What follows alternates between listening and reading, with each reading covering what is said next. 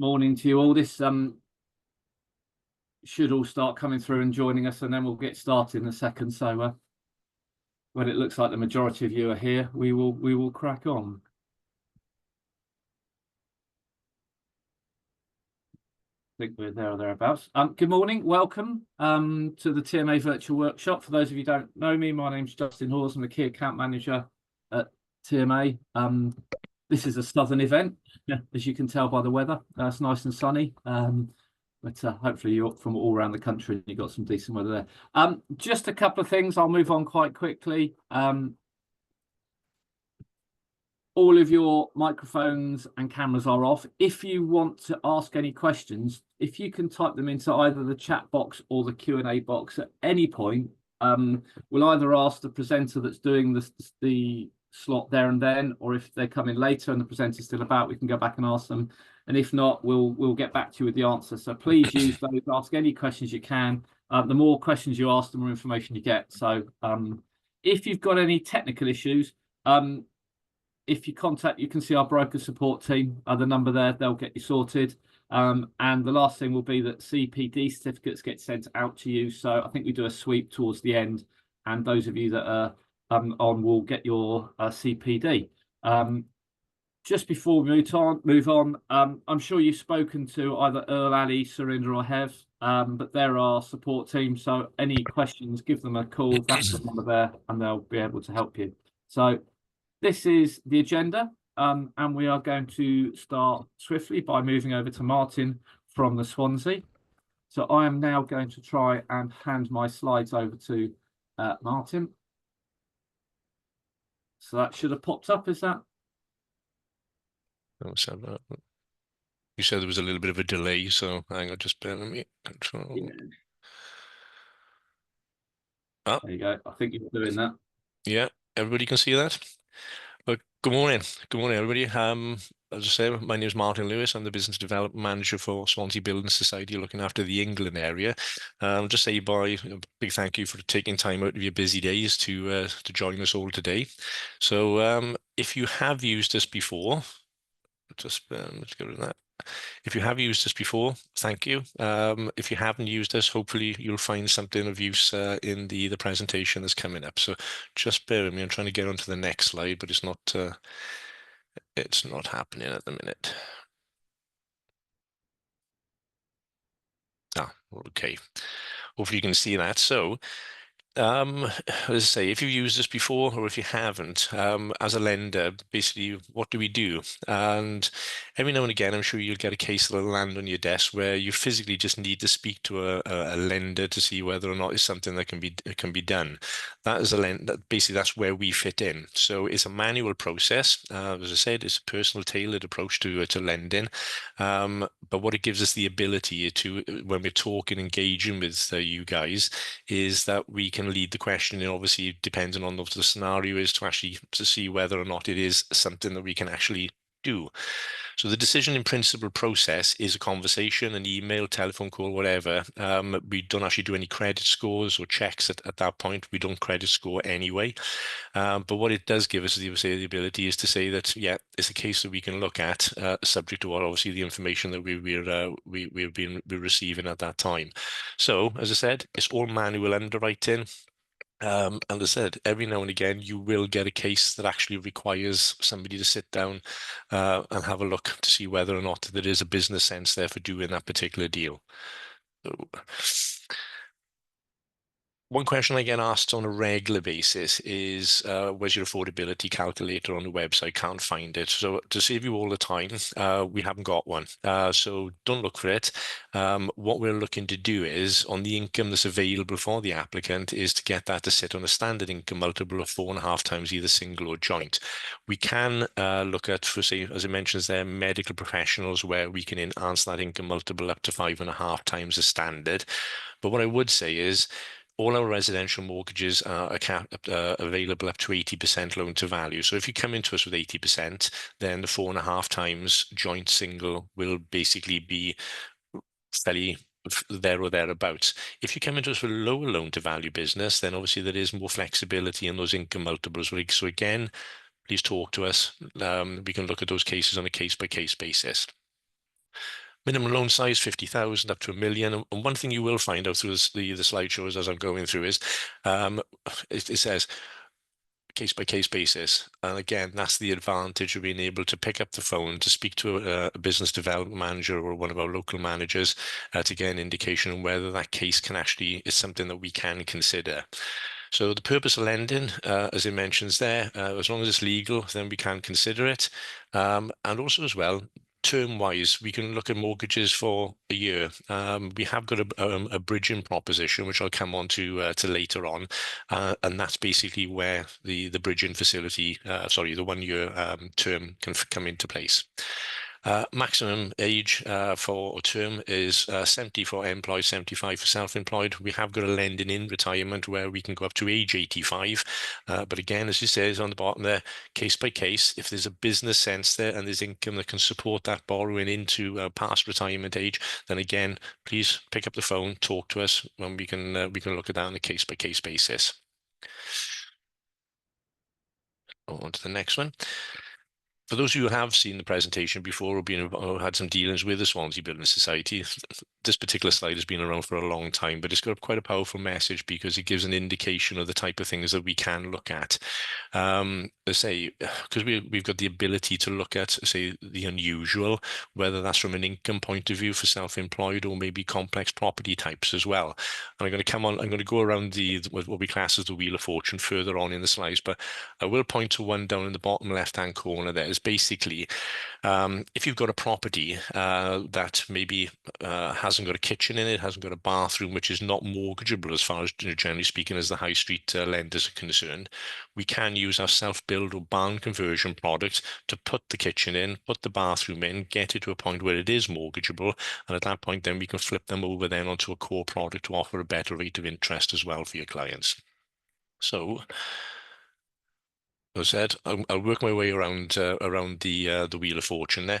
Self-employed applicants, probably one of our strongest areas because basically our ability and our way where we actually look at business accounts and we can actually work with the accountants, speak with the accountants, pre-application if needed, to actually get to a lending figure. I said, be happy to speak to accountants, work with accountants. Obviously, that's with you as the broker and your client's permission to do that. But we're quite happy to pick up those calls, have those conversations, say to get to a lending figure before the application has actually even landed on our desk. What we class as a self-employed, basically with anybody who's got greater than a 25% shareholding in a business or a sole trader with ownership of over 25%, then again, those we treat as self-employed applicants. Generally speaking, what we're looking at is to get to an income situation is 2 years net profits or 2 years accounts and 2 years tax returns. We can work off less on a case-by-case basis, and obviously where there's a good loan to value and there's a business sense for doing so as well. You might have a relatively a new startup business which has been trading for 2 years, but maybe it's with the setup costs in the first year, those accounts don't really wouldn't want to be brought into the mix because obviously it's going to impact on the income that you can use. Another thing that we can look at is retained earnings. So just because, and again, this is why we ask for the 2 years account, so generally speaking, and the tax returns as well, is because just because an applicant is not taking income out of a business that the business is making, they may not need it, they don't want to pay tax on it, doesn't mean that we can't use that income as well. And just going back as well, when we say we ask for 2 years tax returns, the reason we're doing that, because we're seeing, obviously with self-employed applicants now, their income streams are becoming more complex generally. So there may be multiple sources of income, which in some cases, if they've got a business or obviously we've got the accounts for the business, but they may have investment properties, portfolios of stocks and shares that they take an income out of. There could be other sources of income there which wouldn't show in those accounts. So again, we're trying to get the true picture so we can get the borrowing to the maximum level that they need. But it says one-off items can be added back in. So you've got a business might be trading for 2 years, and then in the later set of accounts, they've bought, say, plant machinery or something to invest in the business, to grow the business, which will have an impact then on those accounts or the net profits in that 1 year. So what we can do, because it's a one-off, put that information or that cost back into the business to get to a true figure. Or alternatively, if the business has been trading longer, we can look over a longer period. So what we're trying to say is those one-off in items will not impact or have a detrimental effect on the income or the borrowing that they could potentially get. So max age up to 75, we can exceed that. Obviously, again, as long as there's income there, we can evidence they can support borrowing beyond. And again, what we can look at is cases where shareholding has increased. Now, to give where we've seen this on a couple of cases is where maybe you've got father, son running the business, dad is getting ready to retire or start handing the reins over to the son. So in instances where the son's income is 50% shareholding, for argument's sake, it's not enough to get to the borrowing that they need to. What we can do, working with the accountant, is increase the shareholding on the son. Father obviously passing that over to the son because he's stepping back from the business, and then we can work off the higher figure to get to a higher lending higher lending figure. Sole trader, limited company, seeing it increasingly. Obviously, again, where sole trader's gone limited company, and the reason being, obviously, the tax benefits of doing that, and basically that's been advised, generally speaking, by their accountant. So what we're saying is, at the end of the day, whether you're a sole trader or you're a limited company, it's still provable income, and we've got no issues with that as well. So again, just for you to bear that in mind. So just going to the next slide. As I've already mentioned, say obviously with your approval and obviously the client's authority as well, we're quite happy to speak to accountants and say have a look at the income that we can get out of the accounts pre-application if required. Self-employed income sources. I think I've covered most of those off, with the exception of it says directors' loans. So the director's loan sitting within the company, again, that's income that we can actually use to support borrowing. And to keep the math simple for myself, but to give an idea of how we would calculate that and work with it. So you've got £100,000 director's loan sat in the business, 10-year mortgage term, and basically you just divide what the director's loan is by the term required. And in that instance, there's an extra £10,000 worth of income that can be used to support borrowing. Okay. Again, not something you're going to come across on a regular basis, but it's always good to know, because you might have had a client an existing customer of yours who's been watching Grand Design the night before, and now all of a sudden they decide they want to build a house or convert a barn. So generally speaking, or a lot of the first port of call is build store. So what we're trying to say is this is an alternative. This is a direct to market proposition, obviously via yourself, from the Swansea Building Society. Now, we're over. Well, the society last year celebrated its centenary. So, but what I'm trying to say is we've got a lot of experience in the self-build barn conversion area. So please utilize that information. We're more than happy to work with you and the customer to actually hold your hand through the process, because I think it's probably one of the best ways of describing it. Can be like I'm peeling an onion. You don't know what you're going to come up until it can be quite a journey sometimes.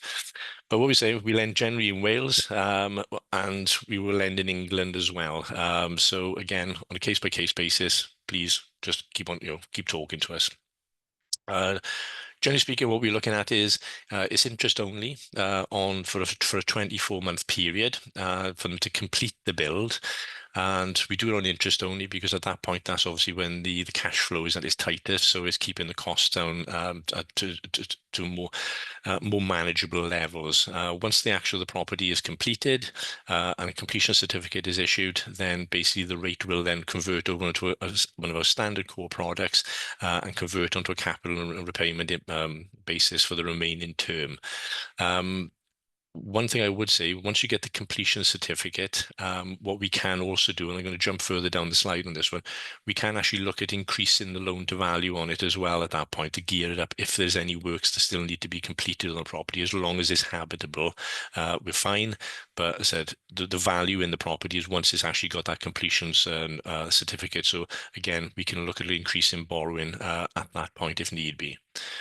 One thing that we are increasingly seeing is things like partly completed property inquiries coming through now as well. And generally speaking, a lot of the lenders that deal with self-builds, barn conversions, don't like to come in once the property is actually started or work has started. But because of the increasing in, let's say, material costs, labor costs, all that type of thing, we get a lot of inquiries where they might need an extra 30, 40, 50 grand to finish off the property because costs have gone up from what they originally priced. So as long as we've got an architect's certificate, so we need to be supervised build or a suitable build warranty, then those are the sort of deals that we can look at and can pick up on.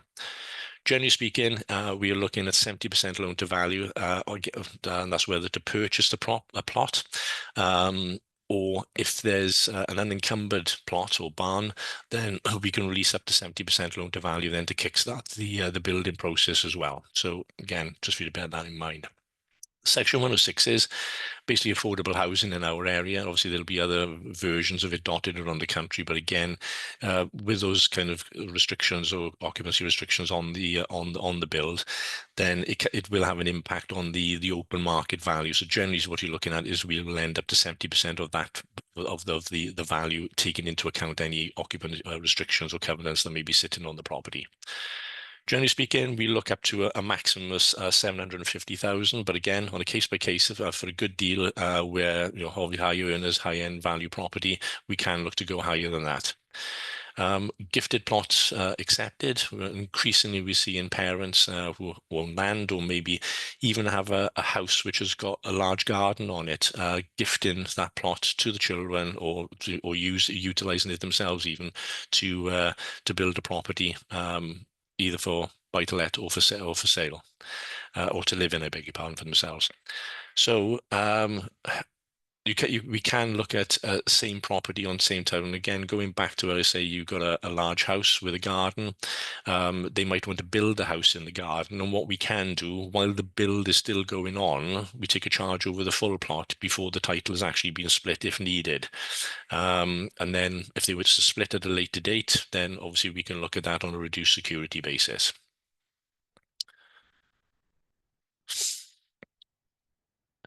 Again, probably something that you won't come across on a day-to-day basis, but it's always interesting or good to know that a lender out there that can look at things, small holdings or properties with land. Now, generally speaking, we class a small holding anything up to 100 acres, and we will ask the valuer to value 100 acres because at the end of the day, that's what we're taking security on. We use 100 acres as a marker, which is basically guides what we've had from valuers that we've spoken to, because it's very difficult to have a working farm below 100 acres. That's a viable proposition. And unfortunately, we're not in a position to lend on working farms. These are small holding situations where you might have some hobby farming, or they might be running, say, an equestrian centre, kennels, catteries, small garden centres. We've had instances, and it also mentions dental surgeries as well, running from the property as well. So again, we're quite comfortable with that. We've increasingly seen on small holdings where there may be properties like barns or annexes that they've converted into holiday lets or ASTs, obviously to generate more income. And again, as long as we've got a 40% residential usage of the property, we would treat these as residential propositions, not semi-commercial or commercial. To give you an idea, just going back onto the acreage side of it as well, in the past, I have done a mortgage which basically was 180 acres. It wasn't a working farm, but it was actually, we did one mortgage on a residential basis across 9 titles, taking all the land into account. So again, just sowing a seed. Agricultural ties we can look at, and I've also mentioned like things like equestrian ties, those type of things, restrictive covenants, that type of thing we can look at. And also as well, and increasingly what we see in properties with land where the current vendor is actually sticking overage on the property. So if any future planning is basically granted after the sale of the property, obviously they'll get an uplift on the value of the property following that planning approval. So again, overage, something that's creeping in more and more we're seeing these days. So just for you to be aware that we can look at those sort of situations. We can lend on properties where, as I mentioned, there's annexes, 2 kitchens, flats, or split up into multi-flats. Again, residential letting situations. Again, we can look at those type of things. And also as well, we can look at grade 2 listed buildings. Just so you be aware, we'll go into chapter and verse on this one, but lending into retirement, again, we have a proposition or a proposed products available for this type of thing. So you're looking lending into retirement up to 75% loan to value, and lending in retirement up to 85-60% loan to value max. One thing I would point out, it says that we can use pension fund income that's not already been taken. So if they've deferred pension, or they just basically don't need to take it because they don't want to pay the tax, and if for whatever the reason is, what we're saying is if there's a pension fund or deferred pensions there, we can still utilize that as well to look at or support borrowing. Just to make you aware, obviously, I would say for those unusual property sort of situations, we have got a buy-to-let proposition, which is basically for portfolio landlords, limited company, consumer buy-to-let, that sort of thing. Again, just to make you aware that we have a proposal there for, say, for those unusual properties, sometimes or multiple properties on same title that you're looking to place. One of the things that we require on that is the applicant must be a home owner-occupier, so a homeowner. And again, we do a similar sort of situation then for holiday let. Again, portfolio landlords, limited companies, that type of thing. Again, must be an owner occupier, but we will look at things like Airbnb. One thing I would mention is that is basically we will not lend on properties where they're on a holiday park, but we will lend on properties where there may be a restrictive covenant on this, saying that they can only actually be used as a holiday let for maybe, say, 11 months of the year, 10 months of the year. We can look at those kind of situations. Semi-commercial, again, just to sow the seed, they'll say that we can look at these sort of things. So if you've got a shop downstairs, flat upstairs, owner-occupier situation, then we just treat it as a residential mortgage, and general normal affordability would apply. If the shop downstairs is being run as a business, and obviously the buy-to-let upstairs, then we treat that as basically a buy-to-let or a holiday let if there's a holiday let situation. But just so you're aware, we can only use the income from the buy-to-let or holiday let to support the borrowing. We won't use the commercial income coming from the shop downstairs. And again, just to sow a seed, we can look at bed and breakfast situations. Or what we've increasingly seen, especially during COVID, people who've actually got large houses who realize they can actually make income maybe from letting out a room on an Airbnb basis, or even taking in a lodger. So as long as we've got 40% residential usage, we can actually treat it as a residential mortgage proposition. Just so you're aware of the type of mortgages that we do, obviously all this information is on the website. Green mortgages, what we're finding, obviously, especially because with the volume of self-built barn conversions that we do, what we can offer preferential rates then for applicants or properties when they're completed that have an EPC of A or B, which we say most of them tend to be because they're new conversions and new builds. So again, high income proposition as well. So again, preferential rates where there's household income over 100,000. Medical professions I've already mentioned, where we can go obviously enhanced income multiples up to 5.5 times for those sort of occupations, and also as well professional and key workers, again, enhancements on those. If you go onto our website and into the professional products, there is a link there. We'll actually give you a list then of all the key workers that can actually take advantage of those type of products. Debt consolidation, we will look at the debt consolidation up to 80% loan to value. Normal income multiples apply, but what we'd obviously saying is they can't be repeat offenders. So one-off occasions we're okay with, and basically we just need to understand how that debt has come to place in the first place. Where we do a lot of debt consolidation sort of exercises is where there's been home improvements, or maybe they've done major extensions on the property, so all the debt is in relation to the work's been done on the property. And I would say probably a large proportion of our debt consolidation situations are those sort of situations. Again, just to sow the seed, guarantor, gifted equity, concessionary purchases, we can put up to a maximum of 4 applicants on a mortgage using all 4 applicants. Obviously, depending again on, say, on age, up to max 70% loan to value for, sorry, just bear with me as I'm doing that. Is it somebody trying to phone me? max age 70 for employed, 75 self-employed. Any kind of, let's say, guarantor, gifted equity can actually purchase that. It has to come from a member of the family. So, you say we don't do it like if it was a landlord situation, gifting to an applicant.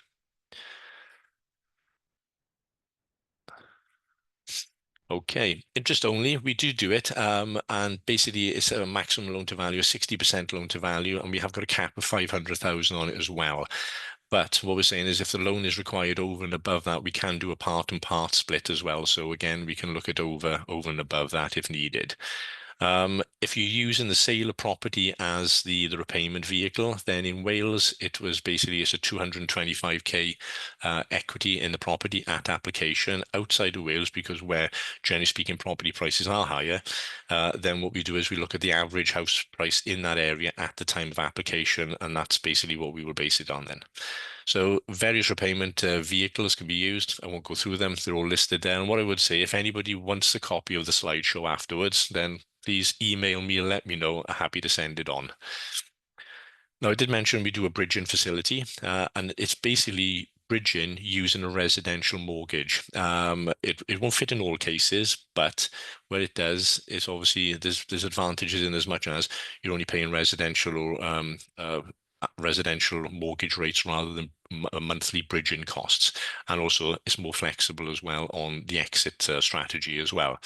So generally speaking, where we've used it, residential mortgage, retired couple looking to downsize and looking to sell their own home, it is all calculated on full affordability. So, but what it does give us the ability to do is, one, stay in the property while it's being sold to move into the new property. And if there's a downsizing exercise, then it gives them time to actually sort out their stuff to move into the new property as well, rather than having to do it on the same day that they move out of the current residential. But what I would say to you is obviously the costs involved with it is we're taking a charge across the two properties. We're raising the mortgage on the residential, taking a charge on the ongoing purchase, all on interest only. But obviously there's two sets of fees here. You've got solicitors, valuations, costs. But again, say all done on SVR, interest only, 3 years up to a maximum of 60% loan to value. Won't fit in every case, but where it does, obviously some significant savings can be made there for your applicants. Credit status, again, so just to make you aware, we're not really a lender that's into impaired credit or where there's been blips on the credit files in the past. There's plenty of lenders out there who look at that sort of thing, so we tend to kind of leave it to them. But that's their expertise. Cases not considered, we don't do shared ownership, shared equity, non-sterling mortgages, second charge, unsecured lending, that type of thing. So I'm just mindful of time as well. Unacceptable securities, again, I won't go through them, but basically the ones where we probably get a lot of inquiries for are blocks of flats over 3 stories. Again, that is the limit. Basically, we won't go over anything with over 3 stories. So just to wind up on it, just to say a couple of case studies, some bullet points on it. So first example, a customer on an income of 80,000, but basically wanted to borrow 800,000, which wouldn't fit in the 4.5 times income multiple. But by using retained profits within the business, income was higher. And again, working with the accountants input on it, something that we could actually accommodate. Capital raising a main residence. In this instance, there was an annex on the side of it, which was used as a funeral home. And again, because there was more than 40% residential usage on it, we were treating this as a residential mortgage proposition. So residential rates applied on the mortgage. Small holding, customer purchased a 30-acre small holding, which had an agricultural occupancy restriction on it, but it had 2 barns and outbuildings converted into holiday lets, all on the same title. Again, applicants lived in the main residence, but we were also in this situation able to use some of the rental income from the holiday units. And again, obviously, if it's a historic holiday let, we've got the income because it's provable. If it's a new proposition where they're intending to use it as a holiday let, then we just get a holiday letting agency letter to confirm what is an annual achievable rental income, and we can obviously use some of that income then to support borrowing. Something I haven't mentioned before, but again, just for you to be aware, next day remortgage. Something we can do is, so if you've got a customer that actually purchased a property at auction, or they've just used their own savings to secure, and they want to reimburse that money, then we've got we can do a next day remortgage. The only requirement is that they use the same solicitors that dealt with the original purchase, because obviously there's nothing on land registers to show charges and good title, so we're reliant on the existing solicitors to make sure that that is the case. I've almost mentioned part built properties. So again, we're quite happy with those to come in. The only subject is that they would need to have had a suitable warranty or been architect supervised up to that point. Couple of others, 2 flats, converted house. Customer lived upstairs, wanted to purchase downstairs when it came available for sale, but intended then to reinstate it back into a residential property, all for family use, so their own family use. Basically, what we did in that instance, because we took a charge over the two titles as our security, and that was before planning had been approved, because at the end of the day, bear in mind, it was a converted house, so a precedent has already been set, and we've also got a charge over the full amount. And if they want to put it onto separate or single title at a later stage, that's fine. Quite happy to do that. A B&B applicants we can use, again, as long as there's a 40% residential usage there. Again, we can look at bed and breakfast.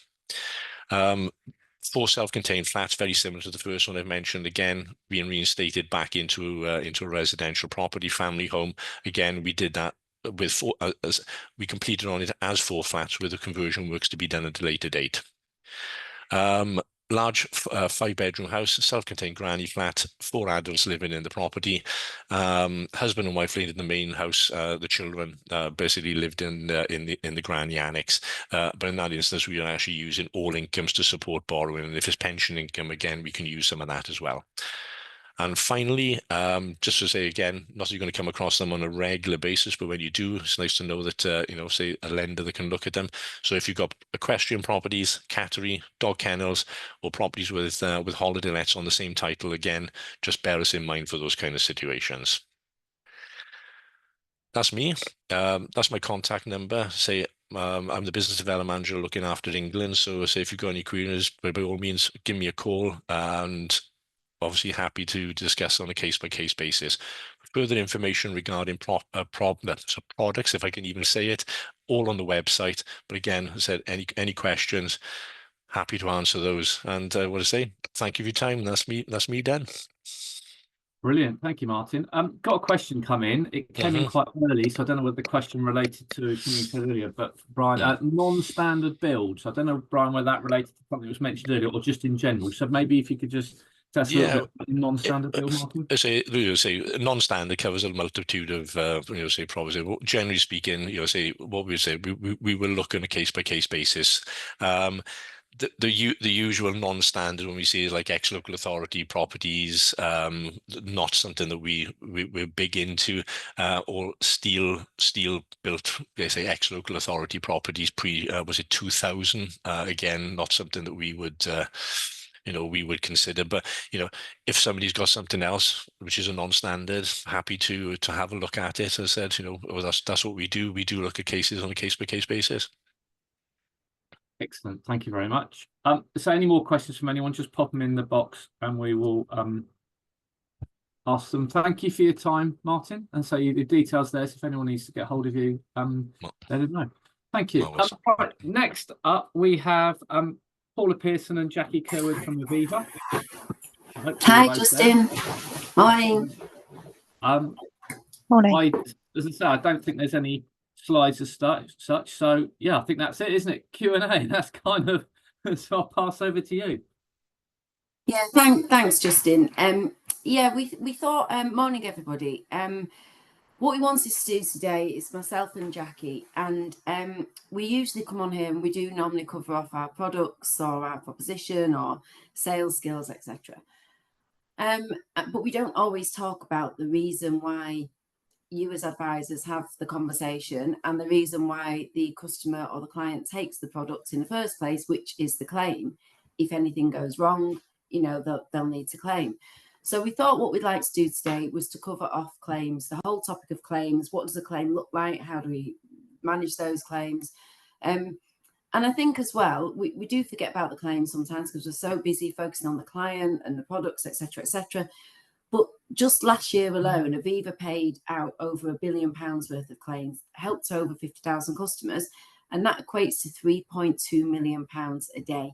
So the conversations that you're having as advisors are having a significant impact, because we couldn't pay that money out if you didn't have the conversations in the first place.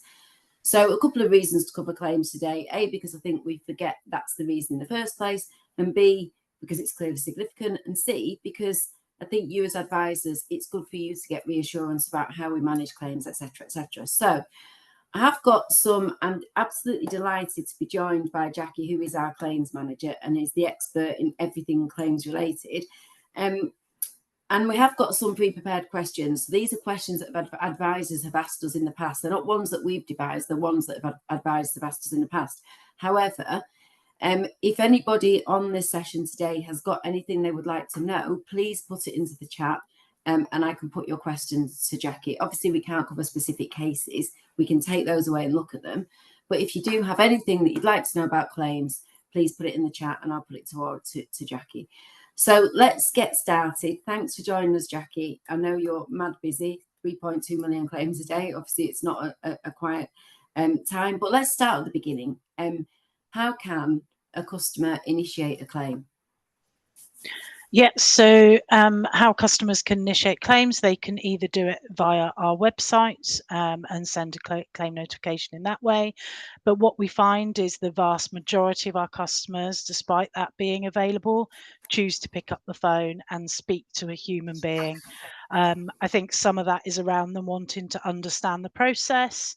Some of that is just we can't walk away from that empathy side of people dealing with loss or a serious illness. So what would typically happen is a customer would call us. They can do this online, and then essentially the claim would be allocated to a claims assessor. We would take some brief details on that initial call, who would then call them back to walk them through the claims process and see what we can do to kind of really speed up the payment of that claim, because that's what we're aiming to do, is to give that financial peace of mind as soon as we possibly can.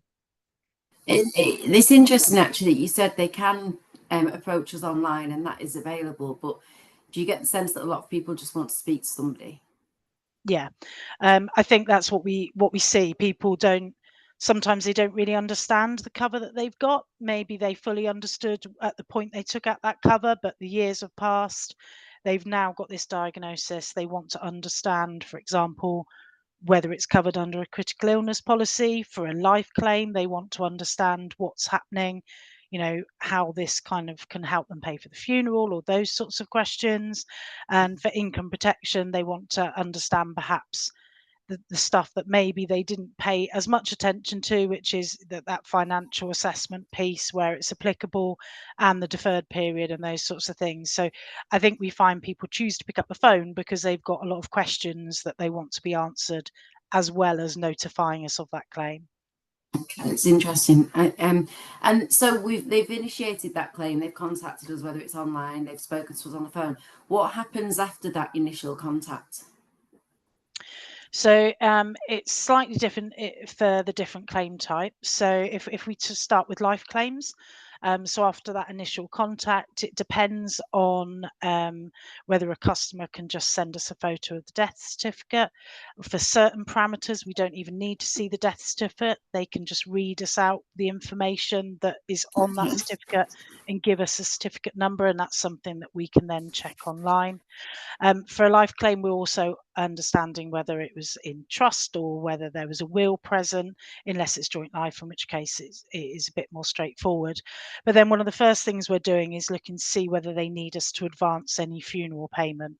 So if, for example, we have to work through a process of getting a bit more information, getting a death certificate sent to us, or finding out who is payable, still the first call on the estate is the funeral. So if there's a funeral bill to pay, we can settle that immediately up to about £11,000 whilst the rest of the claim is taking place. So that's one of the first questions we're asking. We also then can provide things like bereavement counselling and support, both for adults, but we have a partner that we work with for bereavement where children are impacted. So perhaps if a parent or grandparent dies or a sibling. So really our claims assessors are trying to work out on a life claim, how can we pay the funeral bill quickly? Is there any other support we can provide? And what is the route for this claim going to be? What documentation do we need? For a critical illness claim, we are looking to check that the condition is covered, and then we are trying to get, wherever we can, some information that will help us avoid going for a GP or consultant report. So we will ask about customer supplied evidence. So do they have copy correspondence? Do they have anything they can send us, even if that's a photo of it? Who the consultant is, maybe we can call and verify that. But also we work in partnership with Macmillan. About 60% of our critical illness claims are paid for cancer, and most customers with a cancer diagnosis will have a cancer nurse specialist. And we have an arrangement with cancer nurse specialists via Macmillan that we can actually do a number of our claims purely telephony based. So we would ask the customer to call their cancer nurse specialist and give permission to share information with us. We will then call the cancer nurse specialist to get information about that customer's diagnosis, with a view to, again, if we can, avoiding having to go to GPs and consultants, because that can be the stuff that delays a claim. So that's critical illness. I've still got IP to go, Paula. But That's good. It's good. Well, I was just going to say, just going back to, well, there was two things before we go on to IP, which just the funeral benefit that must provide a lot of reassurance, because I know it is the one thing that you see a lot, and I've seen it in family. You kind of go, we've got to pay for the funeral, and it's not an insignificant amount of money either. It can be really, really expensive, even for the most basic. And I guess what I'm seeing so far, what you're saying is we will just try and find the fastest route and the easiest route, because frankly, that is best for the customer, but that works for us as well, doesn't it? Yeah, it does. And you're right with funeral benefit. You know, people need to make decisions. It's not just about settling the bill. It's about making the decisions of what sort of funeral they can afford. Yeah. So having that peace of mind that when they go and speak to the funeral home, they know that that money is coming and that bill would be able to be settled, allows them to make the decisions they want to make for their loved one, rather than anything that's cost driven because of any fear about that payment. Yeah, okay. And income protection, yeah. Yeah, so income protection, quite similar. The callback we would usually have with the customer will be a bit longer, because we have to explain about the deferred period. In most cases where people are employed, it's just a case of getting a P60 or a pay slip. But sometimes if it's self-employed or they're working in some sort of partnership agreement, we need to explain what financial information we would need if it is a policy that does have that financial assessment aspect. But one of the other key things we're looking to do with income protection is no two income protection claims are the same. So myself and you, Paula, we could both be off with a broken leg. Your role, even though we both work for Aviva, is slightly different from mine. Your route back to the workplace may be different from mine. It would also depend on the support we've got at home, where we are in our treatment journey, whether we've got any underlying conditions. So we really need to fully understand that customer's illness. And then alongside that, we can provide early intervention and rehab support. So we supported nearly 600 customers last year with things like cognitive behavior therapy, physiotherapy, kind of dealing with the emotional trauma of a sudden diagnosis. So we can also look there at an early stage whether there's anything we can do to support you in your recovery, or support our customer in the recovery, because we know, not for want of trying, but sometimes the lead-in times of some of those treatments on the NHS are quite long, and the earlier that customer can get that support, the better it is. Better for them, better for them continuing with their life the way it is, and also better for us to get them in and get that support as early as possible. Am I right in thinking as well, I might be wrong now that I'm saying this, but you mentioned there about early intervention. Can it be the case that sometimes because we can do that early intervention and you've got your deferred period, it may be that you don't actually get to claim stage because we can get them back to normal? That's absolutely right. So one of the key things we say is, regardless of your deferred period, contact us about your claim as soon as you can, because actually, if you've got someone who maybe has a 13-week deferred period, 26-week deferred period, we could be providing counselling and support and everything within that deferred period. And as you say, that may mean they never go into claim payment, but we still have those services that we can support them with. There's nothing more frustrating than if you've got a 26-week deferred period, you're not notified until a few weeks after that. That means, one, we're on the back foot to try and get them the money as quickly as possible without that time. But two, we've probably missed opportunities where we might have been able to help them with their recovery a bit sooner. What's coming across is this is very different from years ago when I joined the industry, where it was very much a financial payment. There's so much more available, but it's not simple, is it? So in terms of the claims team, do the people on the claims team, do they have to have any particular kind of special qualifications to do what they do?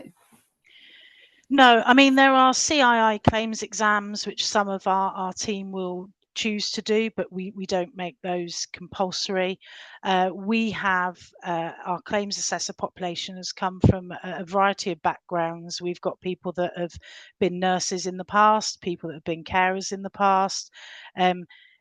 What's really important is they've got the right skills and attributes to be able to do the job. And the emotional resilience to do it. So we need our assessors to show empathy. We need them to have a kind of positive approach, think outside the box in terms of not just following a process flow, but what's the quickest way I can get the right outcome for this customer. But resilience is really important. You know, our claims team can be speaking to someone who has walked out of the hospital yesterday with a cancer diagnosis. On one call, the next call could be speaking to someone whose husband has committed suicide, and the next call could be someone saying they're now terminally ill. That takes a lot out of someone to be dealing with that. And they need to have the ability to be quite resilient, to provide great service to our customers, but also to be able to deal with that kind of constant, life's worst times constantly in their day-to-day job. Yeah, that's not easy, is it? And is it, if you get your claims consultant when you start your claim, would you keep the same consultant all the way through that claim? With income protection, absolutely yes. That being said, we would, because there is that relationship is built and is so key to the ongoing management of that claim. So our average income protection claim will run for about 6.5 years, something like that. That's the average. Some of them will run for a lot longer. Last year, our longest claim was 38 years. So I'm not saying they would have the same claims assessor for 38 years, but that length of relationship is really important. So for income protection, they would have the same claims assessor with obviously some contingency for holiday sickness, so that the customer always has someone to speak to. For life and critical illness, we would try to get it to the same claims assessor, but actually the speed of response is quicker in those more important than the relationship. And with people working flexible hours, part-time, for example, that can be a little bit more challenging. So we would try to be the same person, but we don't case manage critical illness or life claims. Wow, 38 years then. That's ridiculous, isn't it? 38 years for a claim, and that just shows that advisor had that conversation 38 years ago, and the impact of what they said in that conversation is still there all that time later. That's just. Are you able to say what kind of claim it was, like what the circumstances were or not? Don't worry if it's confidential. Yeah, I mean, we have a lot of claims running for that long. Last year, that just happened to be the one where the policy expired, and that claim had been running the latest. But I think the year before it was 37 years. So the one last year, the 38-year one, was a musculoskeletal problem. It was someone who was a driver. and yeah, they'd taken that policy out. They'd thankfully taken that policy out on an indexing basis, so the amount that we were paying had been going up every year for that 38 years. And that, you know, it's a huge, I often say I can't imagine surviving without a paycheck for a couple of months, let alone a couple of years, let alone 38. Yeah, it is very sobering thought, isn't it? If somebody said to me today, you're not going to get paid for the next 38 years, well, yeah, it just doesn't bear thinking about. Okay, thank you. One thing, I had a look at the claims report before this session. I've obviously seen it before, but I just wanted to refresh myself. There's a significant focus on that report on mental health and, as you say, protecting people's income. Why is there such a focus on mental health? So mental health is always one of the top reasons for claim. It is over a quarter of our income protection claims. Of new claims, for claims in payment, it goes up in terms of the proportion of the in payment book. It goes up even more. And I think life can be tough sometimes. And actually, one of the great things is there's been a lot of work about people being more open about talking about their mental health and recognizing when they're struggling, which means that a lot of the claims we may get maybe when someone's starting to struggle with their mental health, which is when we can really support with counselling and things. I think actually it's NHS services are a bit piecemeal in terms of dealing with mental health, but people can be waiting, depending on where they live, 8-9 months to just access cognitive behaviour therapy and talking therapies. That's something, even with just our DigiCare, even without the income protection cover, we can get them to access within a matter of days or, you know, a week for their first session. So yeah, it is an area that is so important. We see so many claims for it, but also the good news is with the right intervention, we can really support those customers. Yeah, you mentioned then, and again, this just goes back to the fact that insurance these days, it's not just about the money side of things. And just a reminder to everybody on here, if you have got any questions, just please put them in the chat. But you mentioned just then about the DigiCare Plus side of things. So I suppose there's a whole host of benefits from that as well that can help with claims generally, as well as the other things that we do. Yeah, that's right. So we would look at the cover they've got, DigiCare Plus. So if I give you a great example, we had a gentleman who'd had a heart attack. I'll be completely honest, I wasn't sure that gentleman was going to go back to work as a result of his heart attack. He was nearing retirement, and you know, this was a big life-changing event. We paid out a critical illness claim for that gentleman. He also had income protection, but he also had access to DigiCare. So what he chose to do is we never ended up paying an income protection claim. It was quite a long deferred period because he engaged with DigiCare and he fully embraced everything that was there for him. So he embraced some of the physiotherapy for some of the issues he'd had around. He'd been bedbound for quite a period of time, which had led to some difficulties in mobility. He engaged with the nutrition support to help him kind of manage his nutrition a bit better. And he engaged with the mental health support to kind of come to terms with that almost cardiac anxiety of, is my heart broken? Is it going to happen again if I start to do something? So yeah, I think that case, I really enjoyed kind of hearing about that case because that was an individual who'd had this awful diagnosis, but had taken everything that he had to actually available to him to help him manage that. And he's obviously still got the income protection policy there.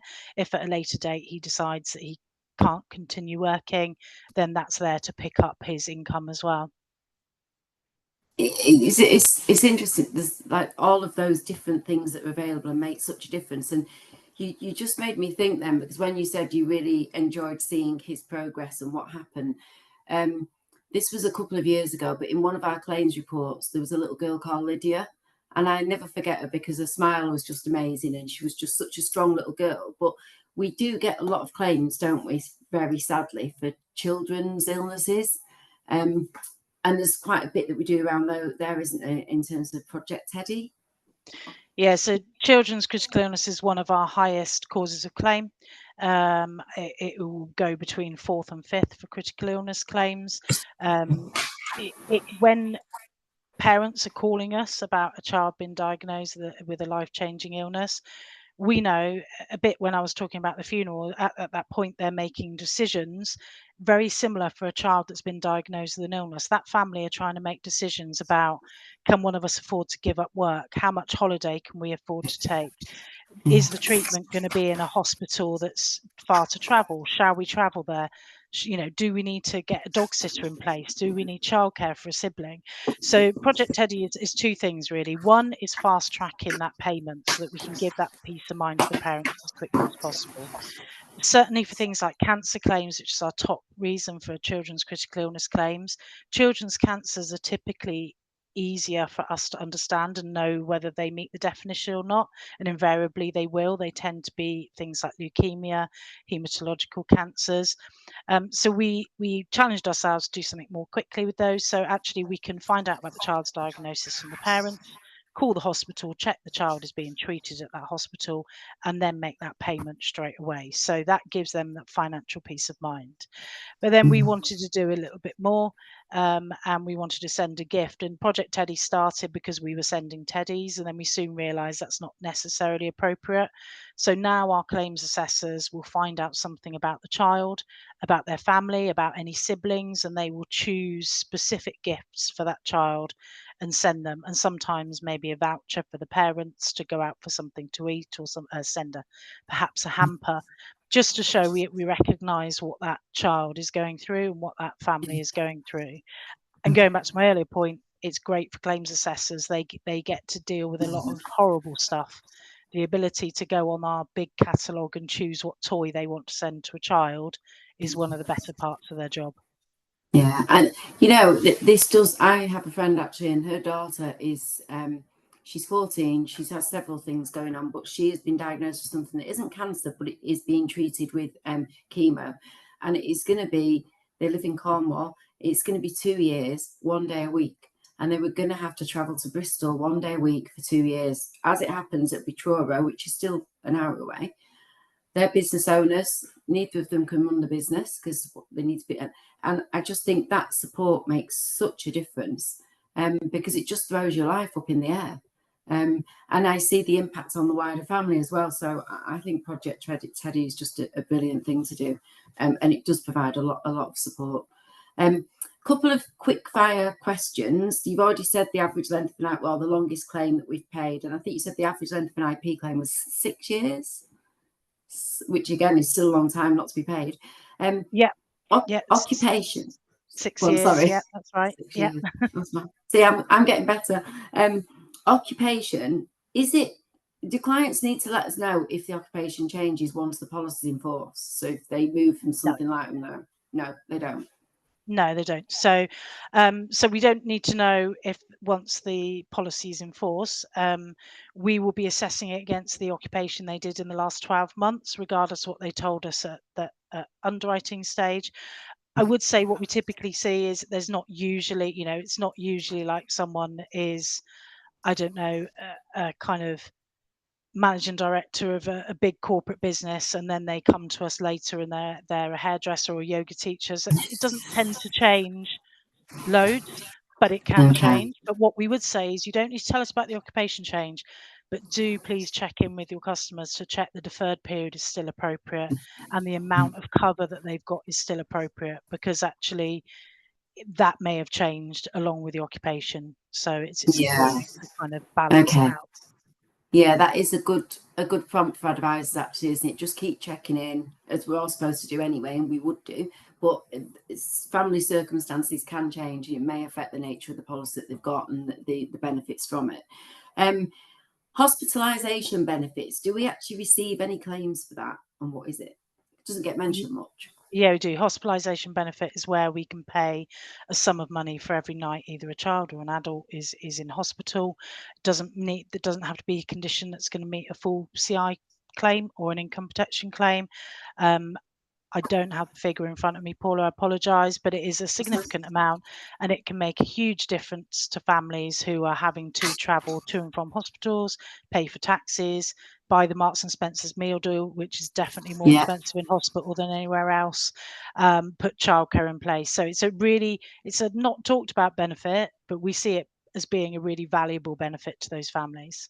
Yeah, it makes a difference. Okay, perfect. Thanks, Jackie. I think we've covered tons today. I'm just going to finish on one thing about this, and that's just to say to people, to everybody on here, use the claim statistics that are out there with your customers. We've got, you were going to ask me this, weren't you, Justin? I can tell.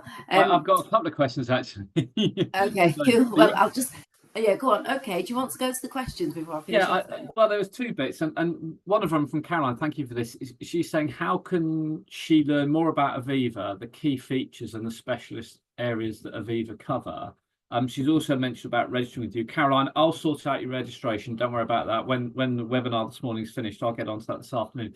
But maybe you could tell her how she can go about finding a bit more about Aviva and the product part of it, I guess.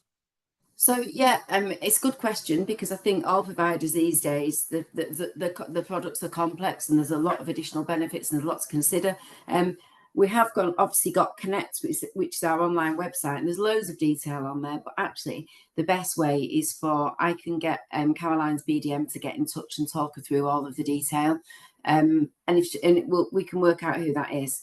I think that's probably the easiest way. And then if she wants the backup of what's on Connect and all the documents, it's all there. We've got an underwriting hub, we've got a claims hub, we've got a rental hub. There's tons of information on there, but it's probably simpler for somebody to give her a call and talk through what is there initially, if Brilliant. That's okay. Yeah, I'll get Caroline's details over to you so you can allocate it to the relevant person or something like that. Perhaps we can do that. Got something else come in. I'm going to have to read this one because it's quite long. I've experienced delays with other life companies whereby a terminal illness claim was not what treated. Sorry, a terminal claim was not what treated any differently to a standard claim, which causes more anxiety due to the client's ticking clock. Do you treat terminal illness claims any different to a standard claim? I feel this would speed up a terminal illness claim for clients and their family. Yes, we do. We do. So we prioritise terminal illness claims. We aim to deal with them within the claim notification timeframe. We aim to deal with it next day to get that information. It is important because with terminal illness claims, we're looking at life expectancy less than 12 months. So customers generally won't have stuff they can give us, so we are often having to go to a treating consultant, because understandably a treating consultant won't write to a customer and tell them how long they think they've got to live. But we do have chief medical officers as well in all of the main specialities, and where we are provided with information, we can see if they can make a pragmatic view without having to go for that consultant opinion. But we do pull terminal illness out of our claims queues, and we prioritise them and allocate them to assessors immediately. Brilliant. Great question, Mark, and fantastic answer. Thank you. That is great. And look, thanks, Jackie, because there's a few questions there where I did put you on the spot that you weren't expecting, and those two questions as well. So brilliant. Thank you as ever. The one thing about doing this with Jackie is I know I can ask anything and she will know the answer. So it's very reassuring. What I would say is we have got the 2024 claims report. It's out there.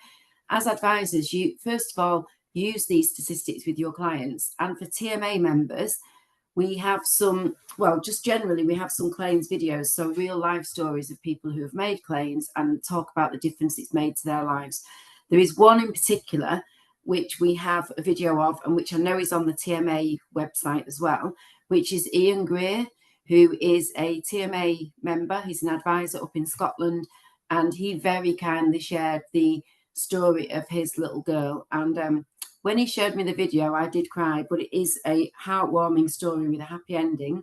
But you know, that is on the TMA website, and just take a look at that. And I think sharing these things with clients is really important. And I think the one thing that I've taken from today, I hope it's been useful, but the amounts that we're paying out and the support that's there, the conversations that advisors are having are unbelievably important and have such an impact. So just please keep having the protection conversations, and please speak to us if there's anything you want to know at all in this area and anywhere that we can help. But thanks again, Jackie, for today. You've been brilliant again. Thanks, Justin.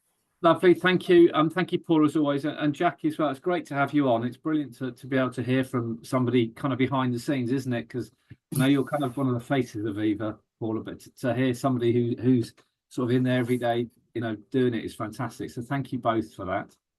Can I just embarrass Jackie quickly and go, she's not always behind the scenes. She has been on the TV as well.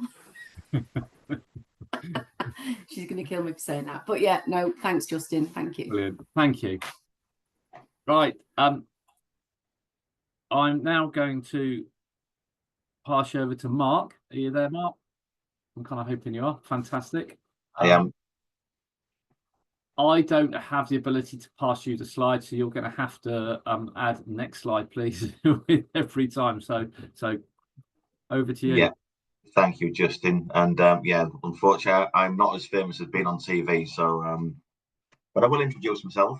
Mark Ricciard, one of 3 regional sales managers for Zephyr Home Loans. Although I've got a very strong northern accent, I'm actually based on the south coast, so I cover all of the southeast, the southwest, London, and Wales.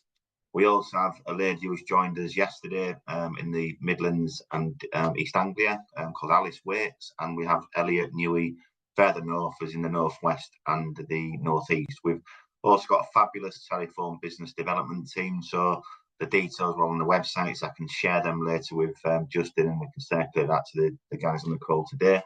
But they're available sort of 9 till 5. You know, please ask any questions, registration queries, etc., case queries, and more than happy to help you with any queries, any cases that you've got on your desk that you're struggling to place. So, but thank you, Justin and TMA, for inviting us this morning. Some fabulous presentations, and I've learned so much already from the previous presentations. So, not forgetting there's a very good mortgage desk at TMA, which I don't think has been mentioned yet. So, you know, we fill in criteria grids, we get lots of cases. So, what I'm basically saying in summary is somewhere there's somebody who can help you with any information on Zephyr Home Loans and indeed other specialist lenders. So, but thank you all for attending this morning. Conscious of the time, so I'm going to try and keep this very high level.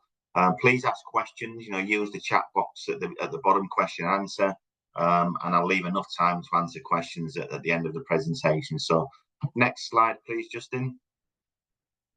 So, Zephyr Home Loans, I'll give you a very brief introduction as to who we are and really what we're seeing in the market, because there's quite a lot of, if you listen to the press, you know, the buy-to-let market's dead. There's a lot of doom and gloom merchants out there.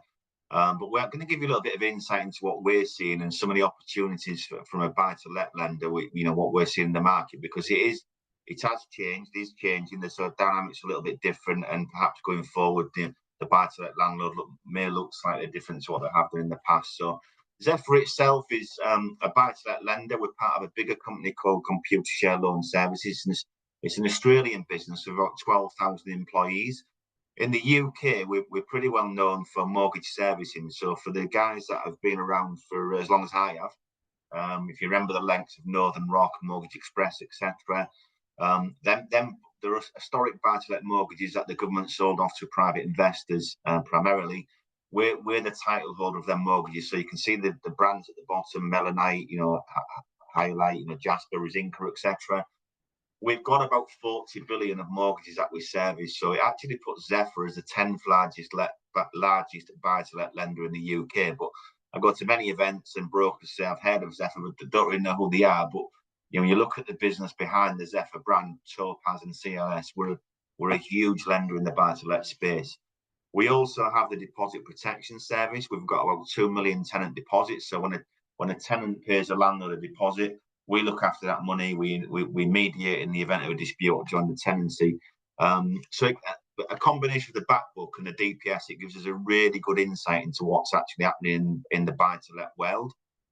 We've recently surveyed about 3,000 landlords under the deposit protection service, and the results were not really that surprising. You know, 70% of the professional landlords, and we deem that as customers with 4 or more properties, say their intentions or aspirations are to actually grow the portfolio as they move forward, whereas 70% of the amateur landlords, perhaps the ones who've wanted, you know, term comment, you know, the dinner party landlords, are saying they're not really sure what they're going to do in the next 12 to 24 months. They may look at selling and exiting the market. So I think our takeaway from that is that the market dynamics, the landlord is looking very, very different going forward.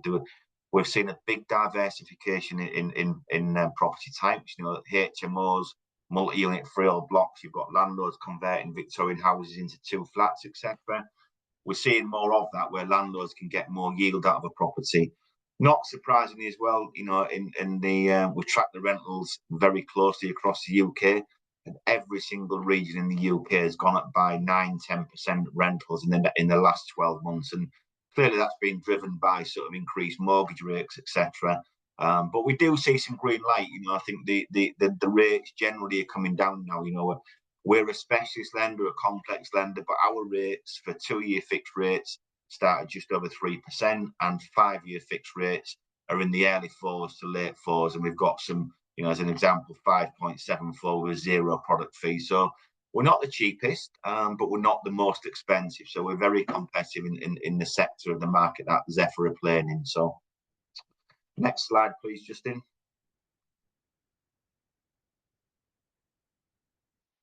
Slight delay, hoping that Justin's still there. There we go. So yeah, so what we're seeing is that, you know, I guess, you know, we'll cover the vanilla stuff later on, guys. I mean, you know, you can all see sourcing systems, you can all read rate, charge criteria, etc. But I'm just going to pull out a few areas. I think, you know, what we're seeing, the opportunities that we're seeing in the specialist space, and also how else we can help you on the more vanilla stuff as well. So limited companies, and I think it's fair to say probably every specialist lender, you know, out there, got a lot of webinars, you know, a lot of events. Generally speaking, we're looking at about 70% of our businesses now through limited companies, so from an SPV. So we're quite sort of flexible SPVs. You know, I can cover that a little bit later on, but we can take intercompany loans. We can put kids on as shareholders, you know, as long as the directors have got 60%. So any shareholder less than 20% or less is okay. We don't need to know about on the mortgage application. Portfolios I've touched on, sort of that's probably what I'd like to be known for Zephyr, because we've got some really unique parts of our criteria and our service proposition which really plays into the hands of portfolio landlords.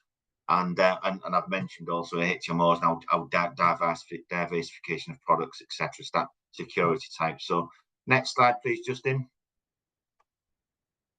So I think this is sort of just shows you, well, obviously the big caveat here is tax advice. So I mean, you know, most brokers out there, you know, when you're seeing your landlord customers, the big thing is the customers need to get tax advice. But the slide here shows a sort of uplift in new limited company incorporations since 2017. So you can see that there's been a huge increase in limited companies, with like 50,000 new SPVs registered last year alone. So we're tracking just under 60% of at the moment on SPVs, but that is increasing. So generally speaking, our rates are exactly the same for limited companies as they are to own a property in personal ownership. So there's no tiered rate structure there.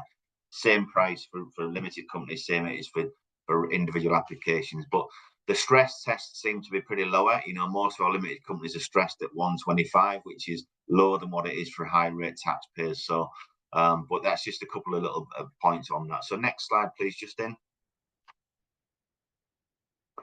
This is quite quirky, and I'm not going to labour this too much, but Zephyr's maximum exposure for a customer is £5 million. So we will lend up to £5 million for a customer. We did one last year for a broker of mine, which was for 58 properties for £13 million. Now, it was a Mr. and Mrs. who held these properties in a formal partnership, and under the advice of the tax advisor, we're now looking to incorporate these properties into a limited company. Now, there is some sort of clear rules from HMRC around this, that the properties need to complete on the same day. So the challenge for the broker was getting lenders. You know, he had several lenders lined up that could do £3 million, £2 million, etc., etc. But getting all them lenders to complete on the same day was going to be a real test. And obviously there's some real implications there for the customer if that didn't happen. So we worked very closely with the customer, worked very closely with the broker, and the solicitor was the key to it all. And we completed 58 properties for £13 million. So if you've got any customers out there that have got properties that are held in a formal partnership, we generally say that a formal partnership, it needs to be deemed to be a full-time business. And probably about 8 properties held in the portfolio, and that sort of gives us comfort that that's roughly 20 hours a week that the customer is spending on that as a full-time business, because there is some things behind it from HMRC that defines, is it a viable business? You can't really do it with 1 or 2 properties if that's all they've got. So I guess the takeaway from that is, you've got any customers like that, pick up the phone, speak to any of the Zephyr team, and we can guide you through that and work very closely with you on that. And we can also do bespoke rates and bespoke terms, etc., for the right customers. So, but it's something that not a lot of lenders are very comfortable in doing. So if you've got something like that, just please remember that Zephyr is an option for you there. So next slide, please, Justin. Don't forget the questions, guys, when I drop anything into the Q&A at the end. So we've lifted this from IMLA. So, it says that, 53% of mortgage landlords plan to buy more rental property in the next 5 years, according to IMLA. So as of yesterday, Zephyr launched a bespoke portfolio service. So the takeaways from that really is that I've mentioned that there's no limit on the portfolio size. If you've got, say, 5 properties, Zephyr charge £200 product fee. If you bring them applications to us, we'll only charge it once. So the subsequent, if you bring in 5, we'll charge you £200. The 4 behind it, we'll waive the fee on that for you. So we do give you access to an underwriter. But the thing for me, and what really stands aside from the pack really on portfolio lending, is that we don't stress test the background portfolio. So most lenders out there will stress 125 at 4.5% of the background. So the properties that are not going to that lender, but we don't. It's very simple for advisors, for brokers. You sat there with the customer this evening, you can see the spreadsheet, you can see that the rental is X, you can see that the mortgage payments are X. As long as the rental exceeds the mortgage payments, 100% that passes affordability. So all you need to worry about is what's coming to the lender, and that's stressed on whatever the product is. So real surety there. We're not going to say, you could have properties that are in refurbished, they could be not tenanted, there could be commercial properties in there.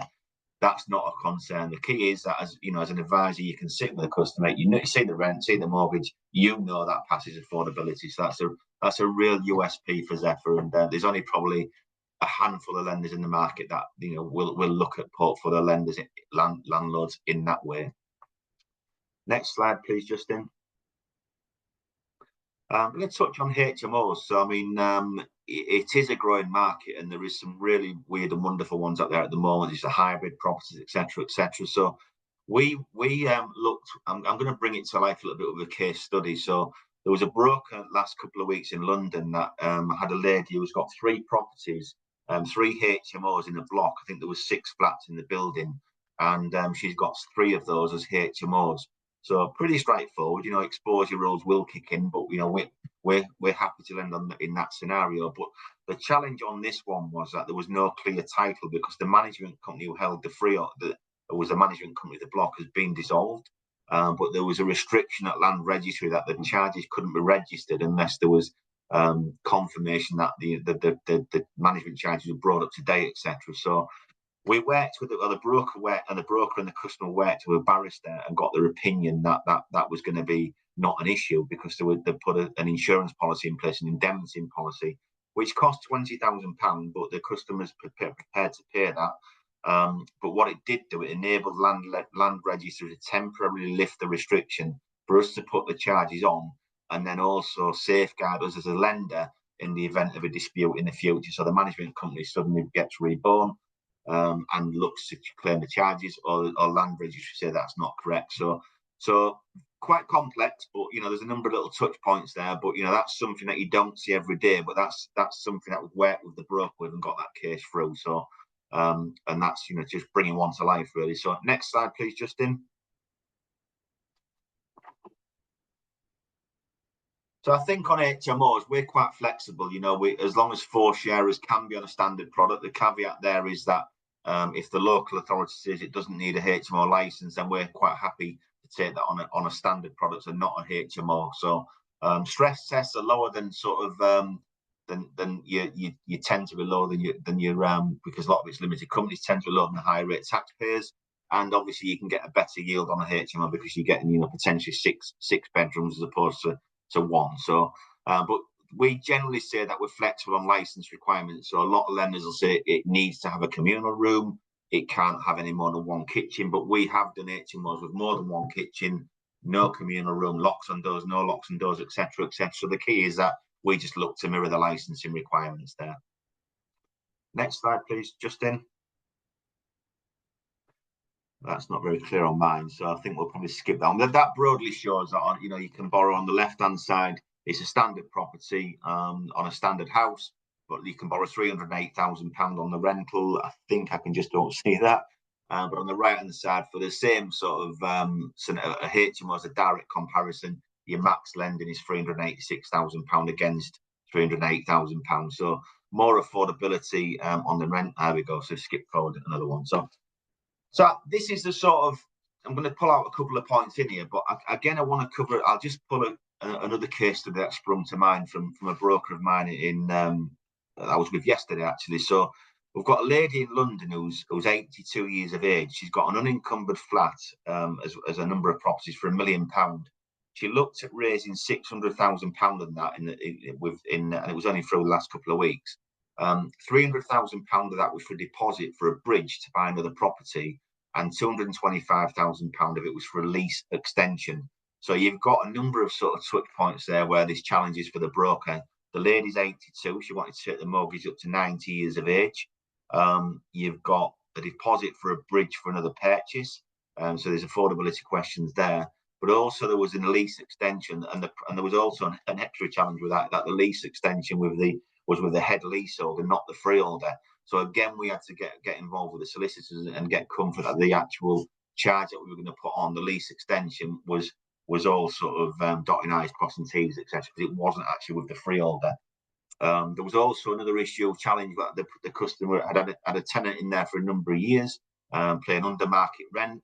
But we got confirmation off the client that they're looking to increase the rent when it's up for the end of the tenancy, because it had less than 6 months to go on the AST. So I think it just shows the flexibility, what can happen with cases. And I think that underpins everything with Zephyr. So we're not a black and white lender. We don't credit score, we do a credit search. Like a little bit like Martin with the Swansea, and there's a lot of flexibility there. I think the takeaway is pick up the phone, speak to the lender, because I think you'll be quite surprised on some of the exceptions that you can get through. But you'll only get them conversations by having, picking up the phone to the regional managers, the telephone BDMs, and the help desk, etc. So we're not black and white. There's a lot of grey areas in there that will sort of, we want to help you with them cases. So, but there's a standard stuff, the vanilla stuff as we call it. So you've got your houses and flats. We do lend up to 80% LTV. High-rise flats are not an issue. We can lend on penthouses on the 20th floor, the 30th floor. Generally speaking, as long as the block has got a lift in it above 4 floors, then we're happy to lend. So likewise, we will lend on ex-local authority flats and also with deck access. So you've got the balconies running all around, as well as flats above commercial. Flats above commercial is a bit subjective. I would always suggest that you get that case through to the regional manager or the telephone BDM to have a look at first of all, because the obvious ones are going to be above smellies, takeaways where the valuation is going to be affected by noise or smell. We have lent £1 million on a flat above the Wetherspoons, which me coming from the north is quite staggering. But it was in London. It was 4 or 5, 6 floors, I think it was, above the Wetherspoons. It was in between 2 tube stations. The demand was good, the construction of the building was good, and the value was said that it's not going to be overly affected by noise and smell because it's 6 floors above the Wetherspoons. So we can lend above them, but the caveat there is get it through to one of the teams to have a look at first of all. HMOs, multi-units, I touched on that. 6-bed HMOs, multi-unit blocks will end on 6 units. We have got a little bit of flexibility depending on the location in terms of unit sizes. Ideally, we like to see 30 square meters, but we can go below that in certain locations. London obviously springs to mind. A new build, guys, obviously it's a big sort of market for buy-to-let landlords, and I know the government have sort of kicked the EPC ratings of A to C. If you remember last year or so, where it had to be an EPC by 2025, 2028.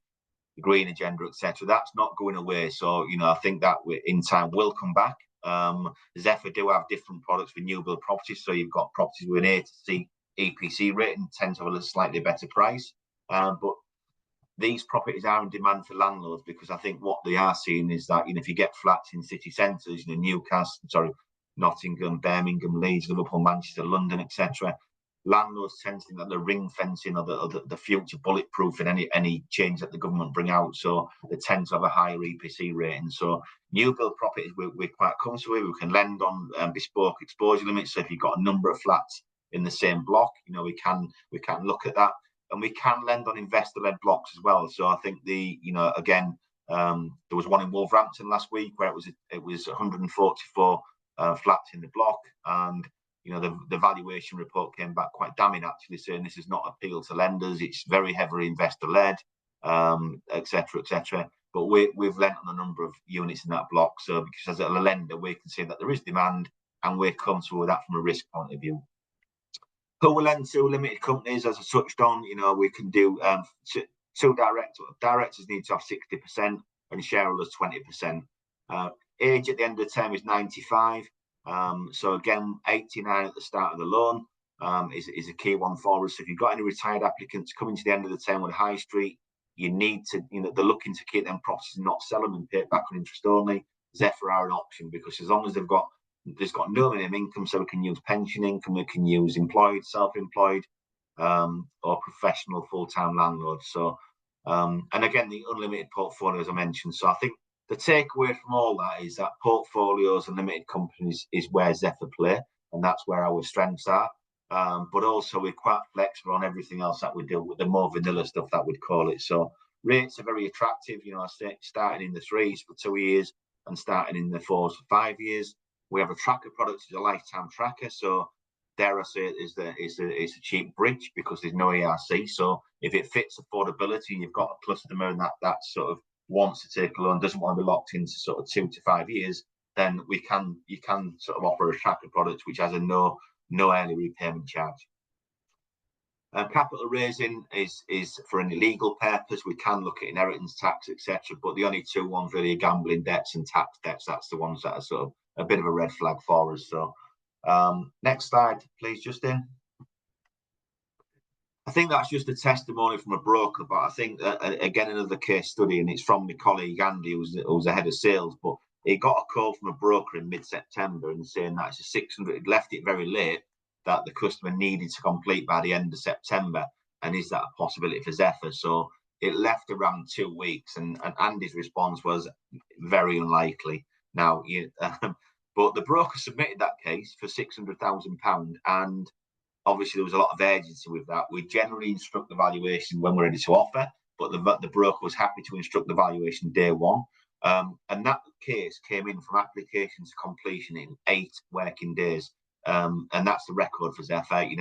We generally, I think 13 days is our previous best, but 8 days. The broker submitted a loan, 600 grand in September. From start to finish, it paid out in 8 working days. Now, obviously, the key thing there is that the broker needs to engage fully with the underwriter. So, and obviously the physical valuation needs to happen. We don't do any AVM. So the value has gone out, instructed after a day, gone out, sent it back in, and all the ducks in a row. And we've completed that case in 8 days. So we're bang up to date with service, guys. We publish 48 hours, but reality is we're less than that.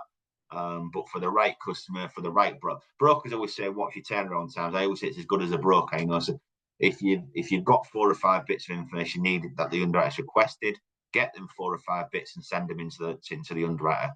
Packaging tips, we don't ask for bank statements, so generally don't send them. If we only want the front page to match the direct debit mandate. We had a broker send 50 pages of bank statements in. Now, guess what happens when you send 50 pages of bank statements into a lender? They have to go through every single transaction. So we have a very bespoke shopping list. Send in what we ask for and work with the underwriter to get them cases through in the quickest completion time. So, any questions? I'm going to pause there because I think that's probably the end of the slide deck. That is just the contact details there. So you've got the BDM queries at the bottom. You've got the generic telephone number.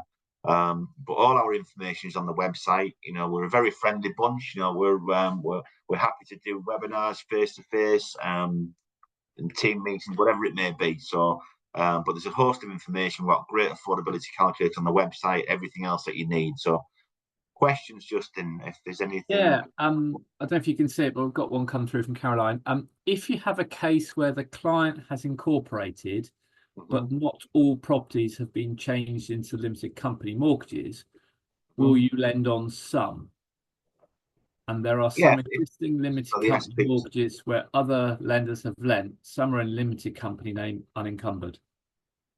Yeah, absolutely. I think, you know, we the only real difference is, I mean, it needs to be an SPV. So as long as the SPV's got the right SIC codes, then we can either remortgage one of them properties, or if they're not in that already in there, it's a purchase into that SPV.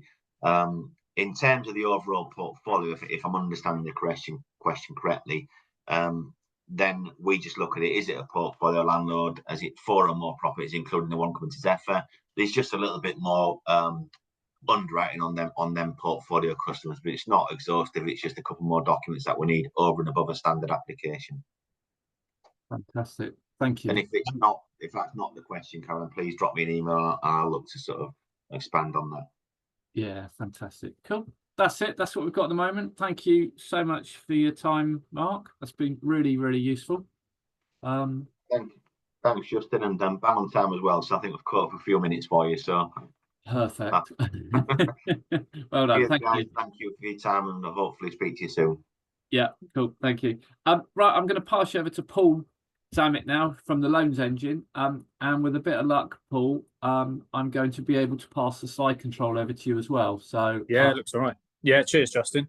All over to you. Working okay. Yeah, perfect. First of all, really good stuff there from Mark and Martin and Aviva there. It's Zephyr on the panel, and they do some really interesting stuff, and a good price as well, is the truth. Everyone thinks that specialists are expensive. The truth is it's not. So yeah, really this is just about trying to highlight some sort of high level opportunity. I'm not going to go into sort of too much detail around criteria. I mean, we're a master broker on panel, and we've been working with TMA for a good number of years now.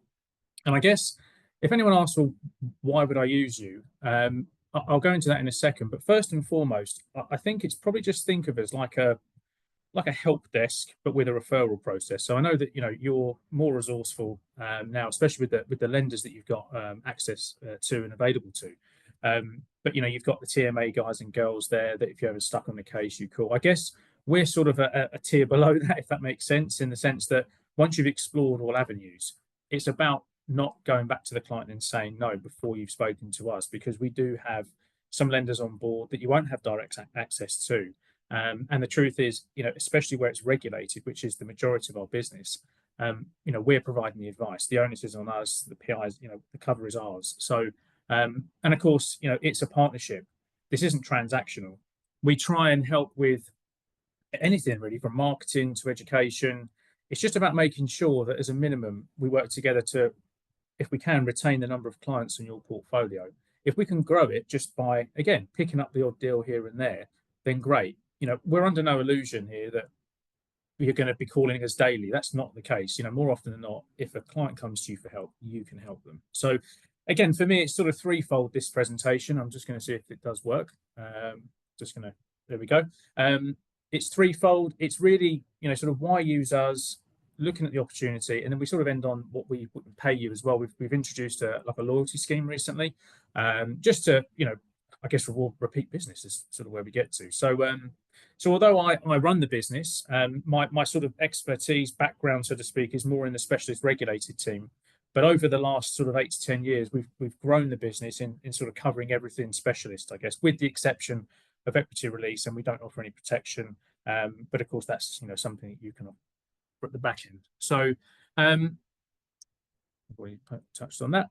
So if we just touch on the why use us part, it's quite easy for me. I guess the truth is that we've been in the business, in the market, specialist market, for approaching 40 years. We're part of the Norfolk Capital Group of companies, which houses a couple of lenders, 2 of which you may know.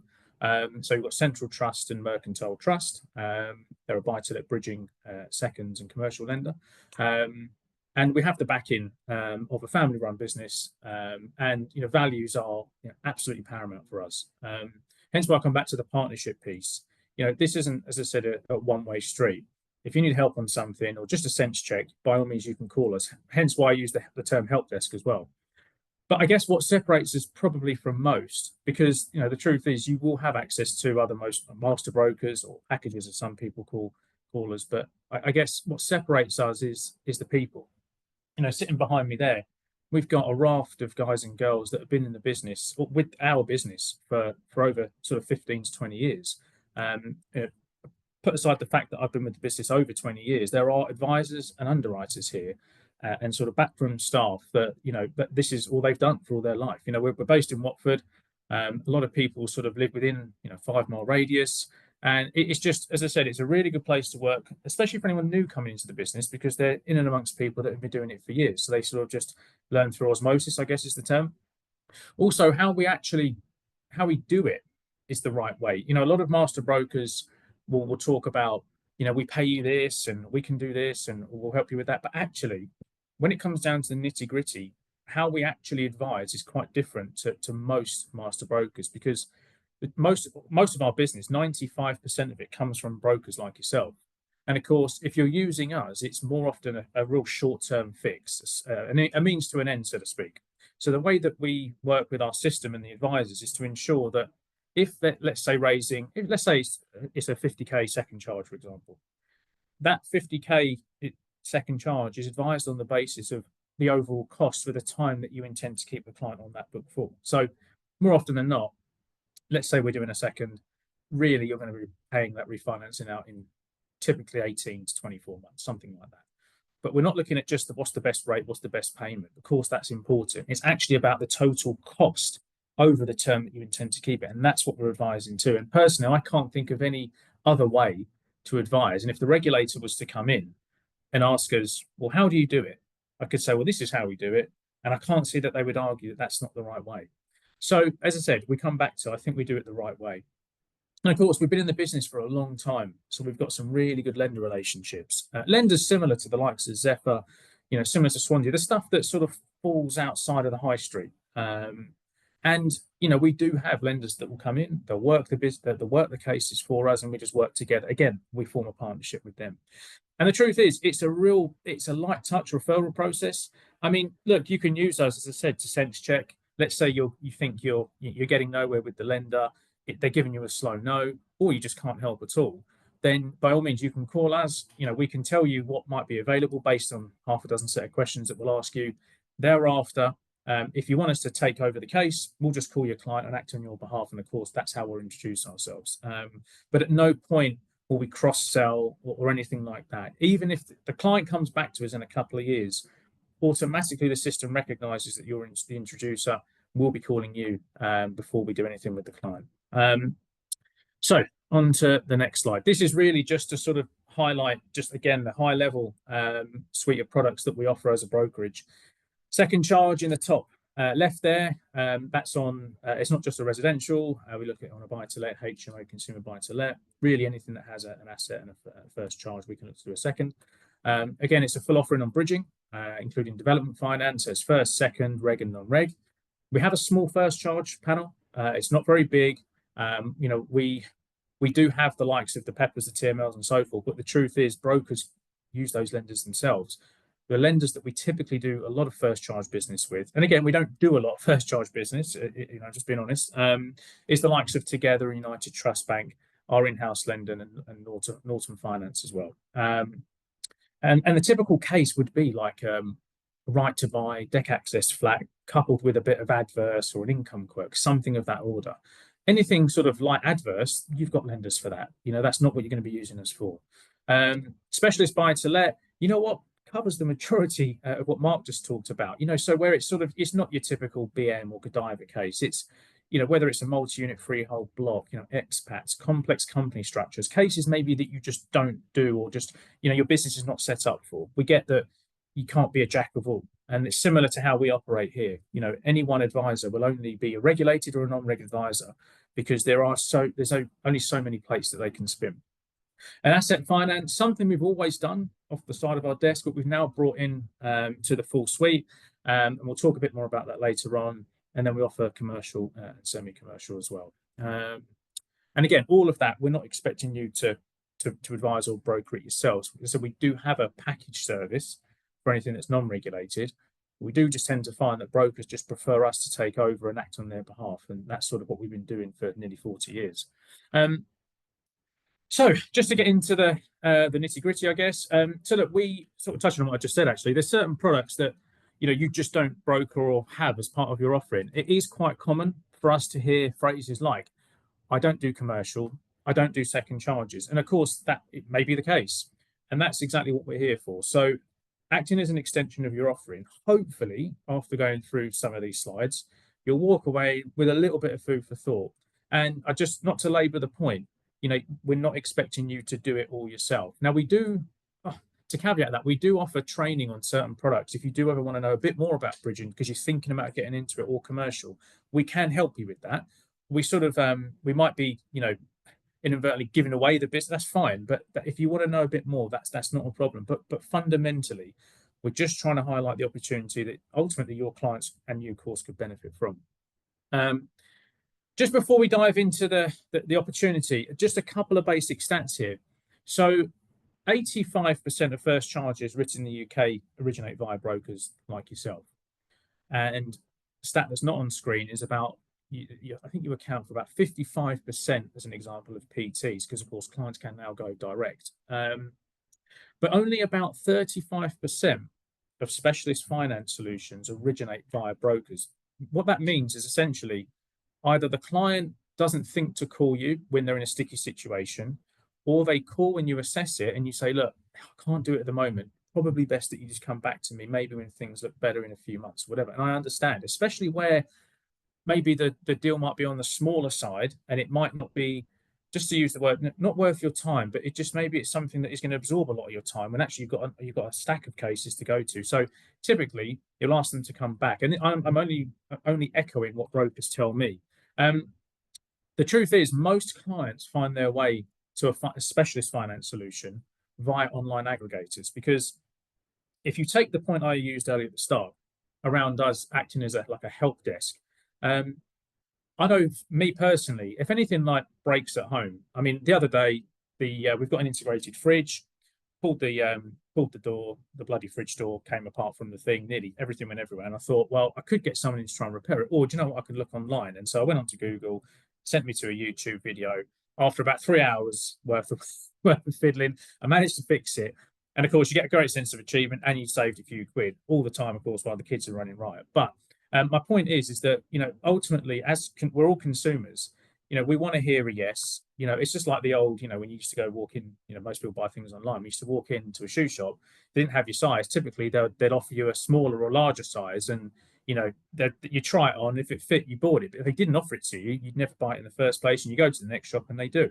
And that's sort of my point. Is just, look, don't worry if it's tricky, if it's just not something you do. We're there to form a partnership. That's where we get to, because we don't want the clients to go online to aggregators, because the truth is, when they do, they will continue to market them for everything that you do, such as typically mortgage protection and so forth. And as I said, for us, we'd rather we do it, of course, and then we pay you at the back end as well. So basic example is, look, and this is sort of following on from the point I just made there.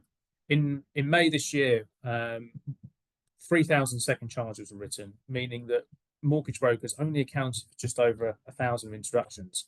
Now, our average pay away to brokers is something in the order of about 150 quid. Our average loan currently is about, and this is just on seconds, we'll talk about everything else in a minute, is about 85k in any given month, which still, to be honest, surprises me, but that's what the stats tell me. And we operate, it's nationwide. It's not just we're based in Watford, it's the southeast. This is across England, Scotland, Wales, Northern Ireland as well. We actually do have quite a presence in Northern Ireland with our lenders, and we offer everything in Northern Ireland, with the exception currently of regulated bridging. But for everything else, we can help our Northern Ireland brokers. And again, our in-house lenders lend in Northern Ireland as well. Sorry to come off track there, but I guess sort of where I get to, and I know that these stats are sort of utopia, but actually if we sort of close that 65% gap, then we'd be paying as an industry, not us, that'd be great if we wrote off seconds, but that's not the case. We'd be paying away, just under 2 million commissions. Again, it's utopia, and we'll talk about commissions later on as well. So opportunity one, look, the truth is, you'll certainly be broking mortgages, whether that's resi or buy-to-let, for self-employed applicants. Now, if you don't do commercial, and it is quite common, you know, I would probably say only a small percentage of our brokers actually offer commercial or do commercial themselves.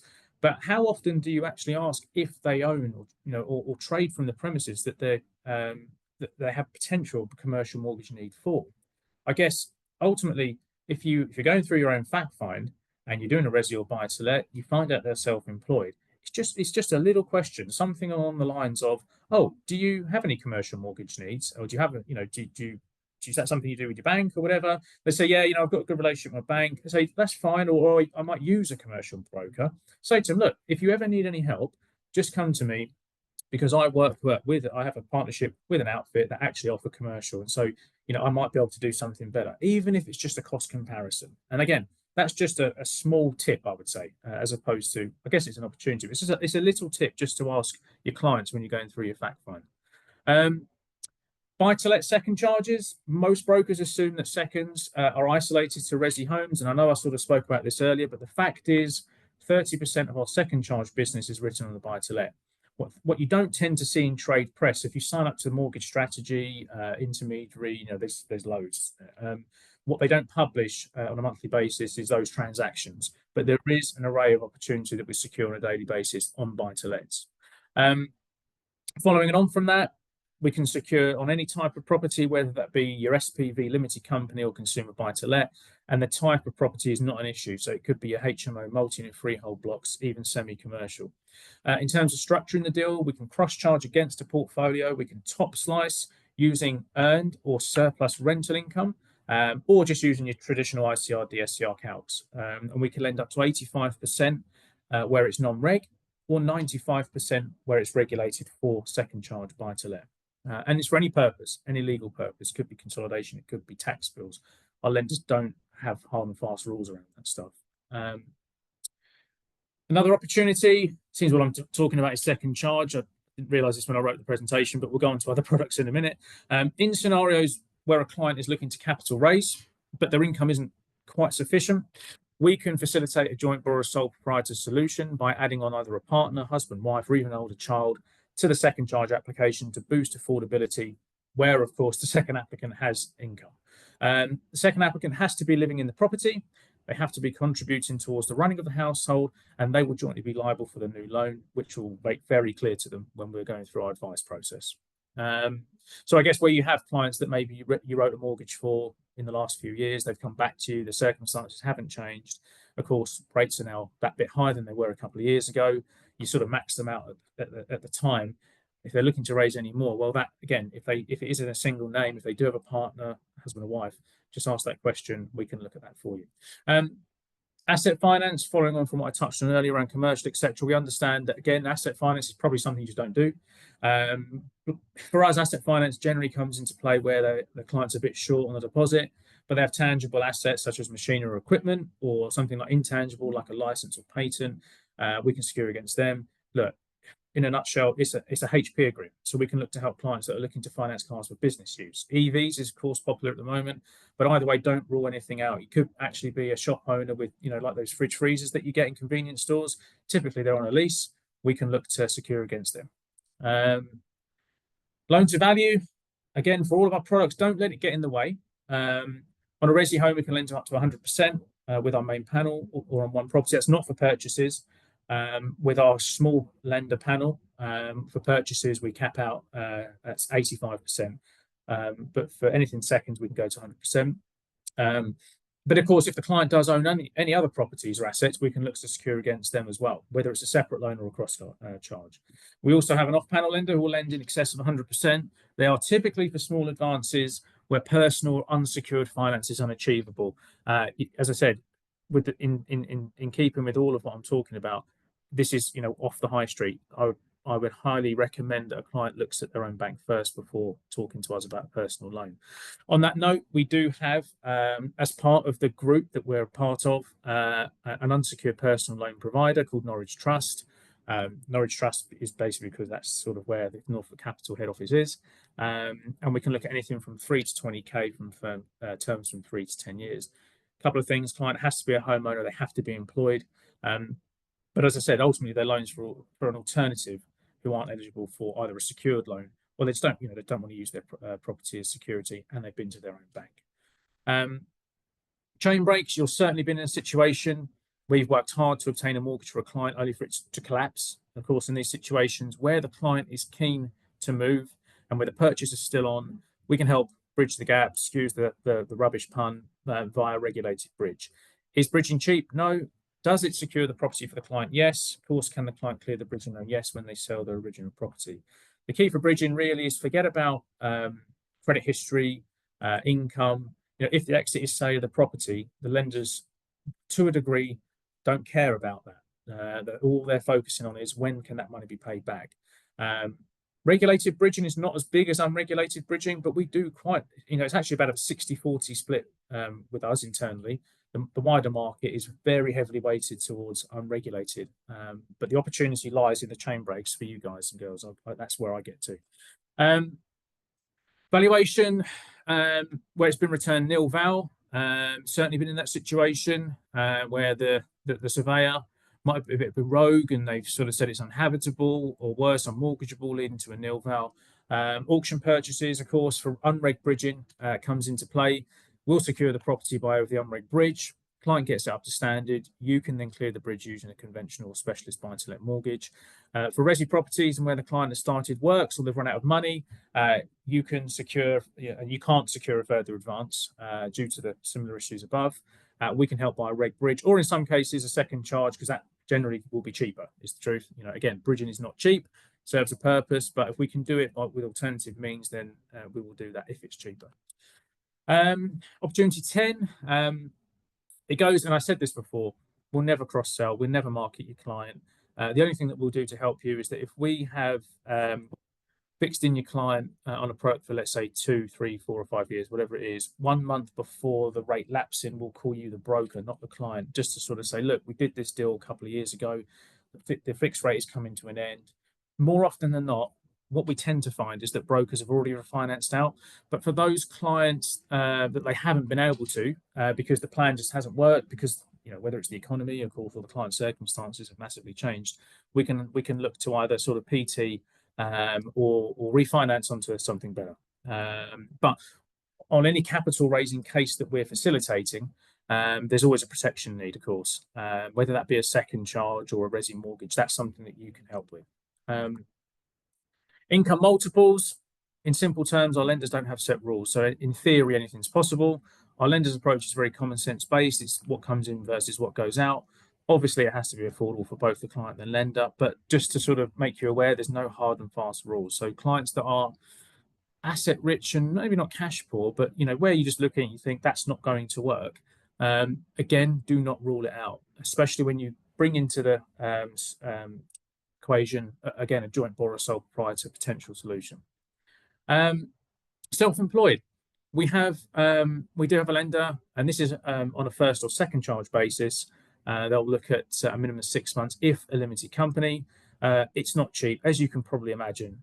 Everything is priced for risk, so we're not talking a rate of a 4 and a 5 for something like that. You are talking something along the lines of a 7, 8, and 9 again. But if it's a small amount of money, it's a stopgap. Great, we'll facilitate that. You can pay it off in maybe 6 to 12 months' time.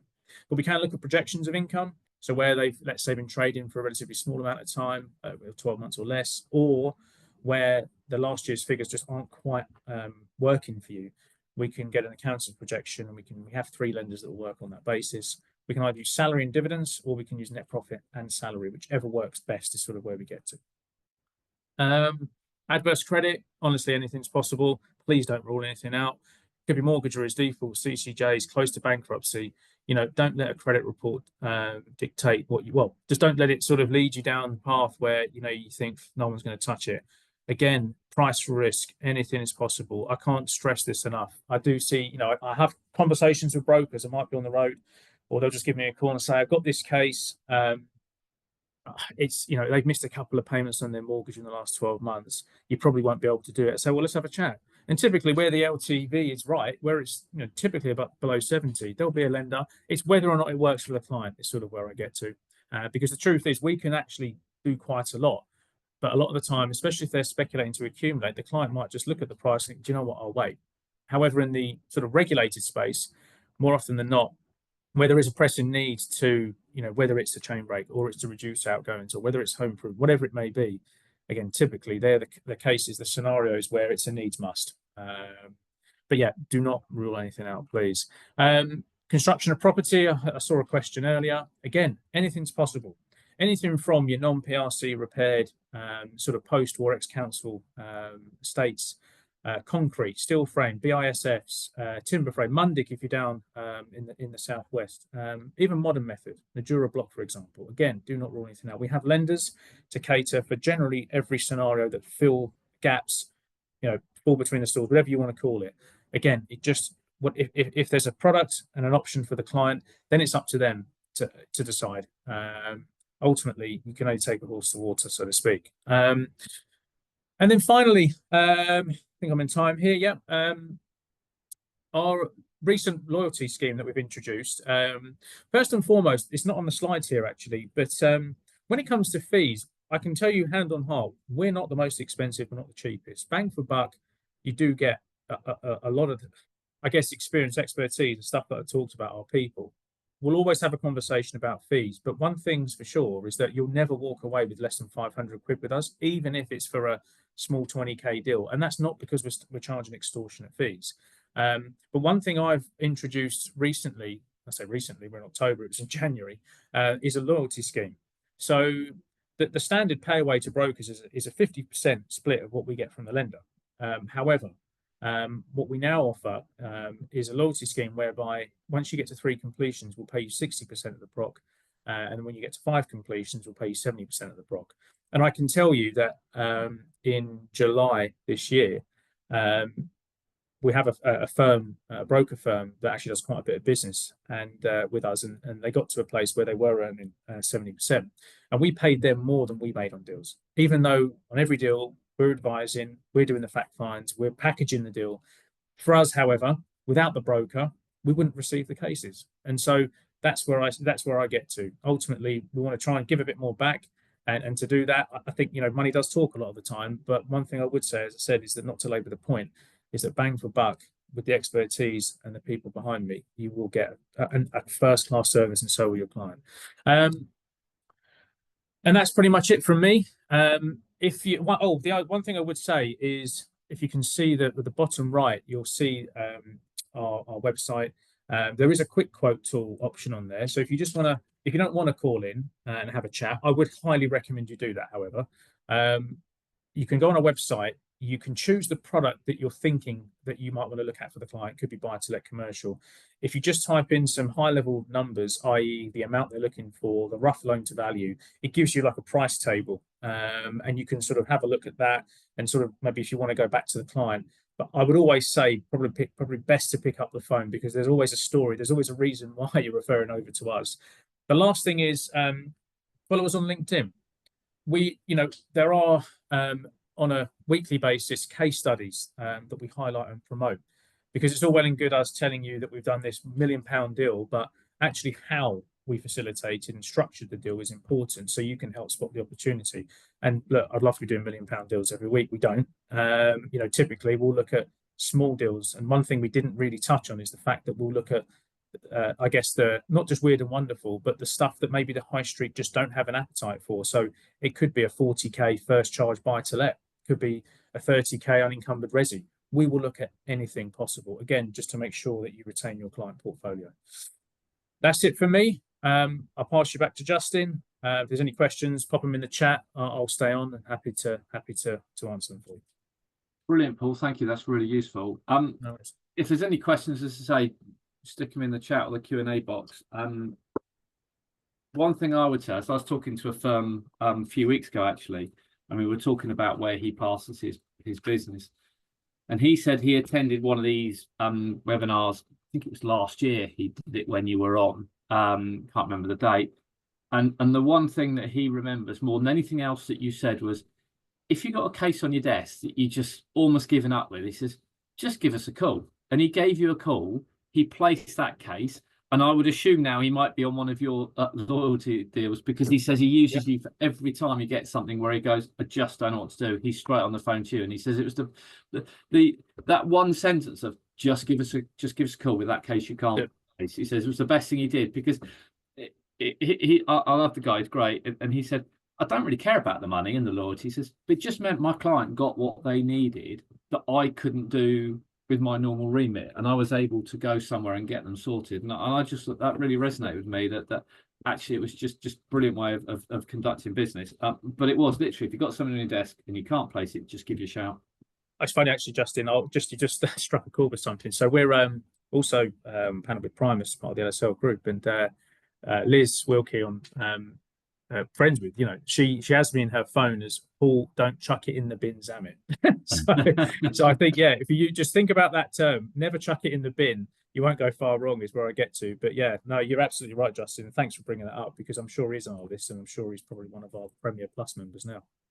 Brilliant. Thank you very much, Paul. Cheers. Thanks a lot, guys. Thank you. And I'll see you soon. Cheers. Right, I'm going to pass you over to Roger. Roger, you should have controls of the slides, so you should be able to just let's move on to the next one. Yeah. Yay.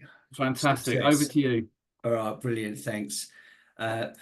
Okay, so yeah, I'm just going to sort of talk through a few key topics really today. So first one being around the thematic review, basically, that was recently published by the FCA about pure protection. Touch a bit on fair value, because there's also been a publication around some good practices, good and poor outcomes, really, that the FCA's looked at, and then also chat a bit about collation of MI and really some of the points to consider on when you're collating MI for your firms.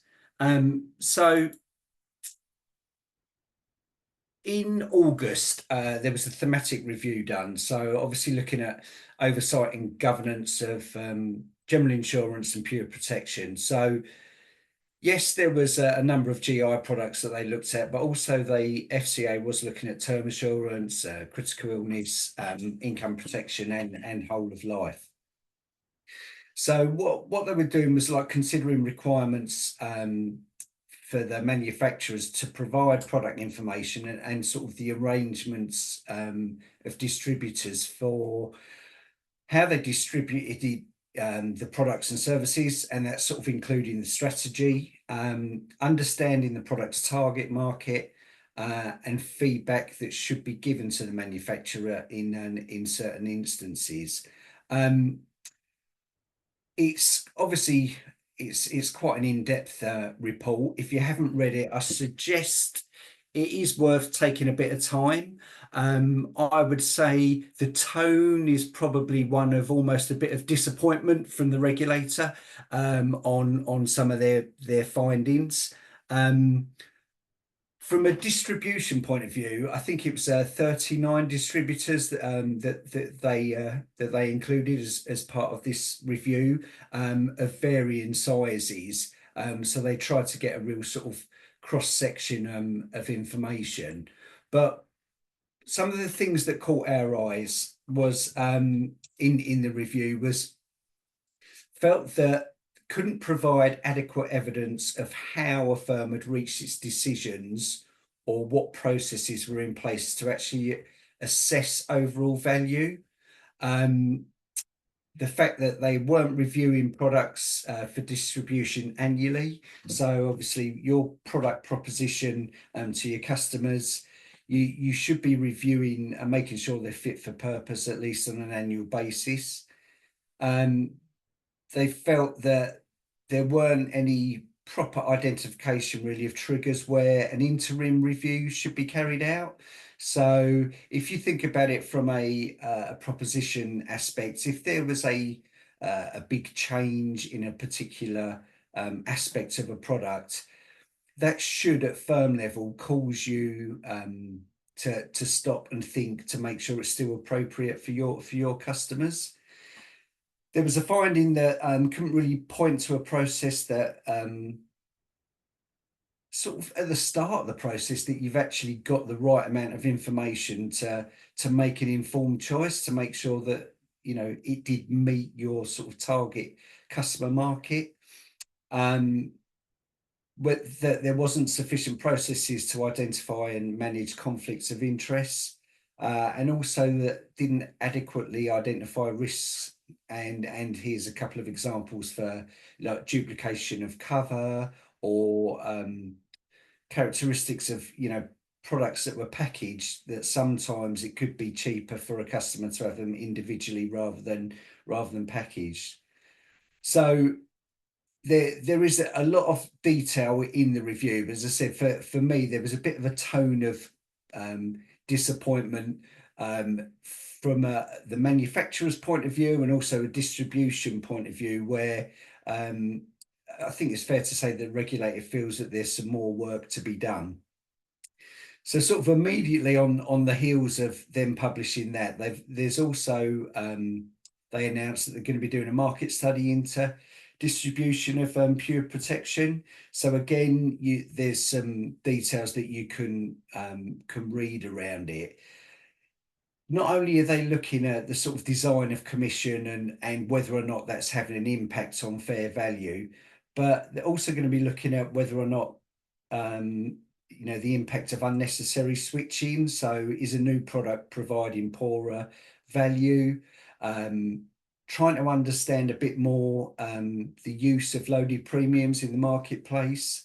And also they're keen to really understand sort of over 50s plans, so the average payout. So how much a company's paying out versus the amount of premiums that are paid in for some of those products. So what impact is that having on fair value?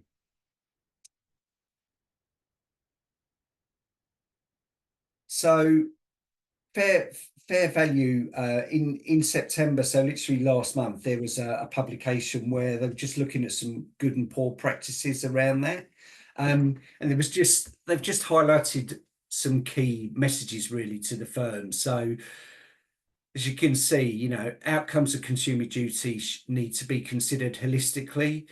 Consumer duty runs through pretty much everything. We need to effectively identify target markets.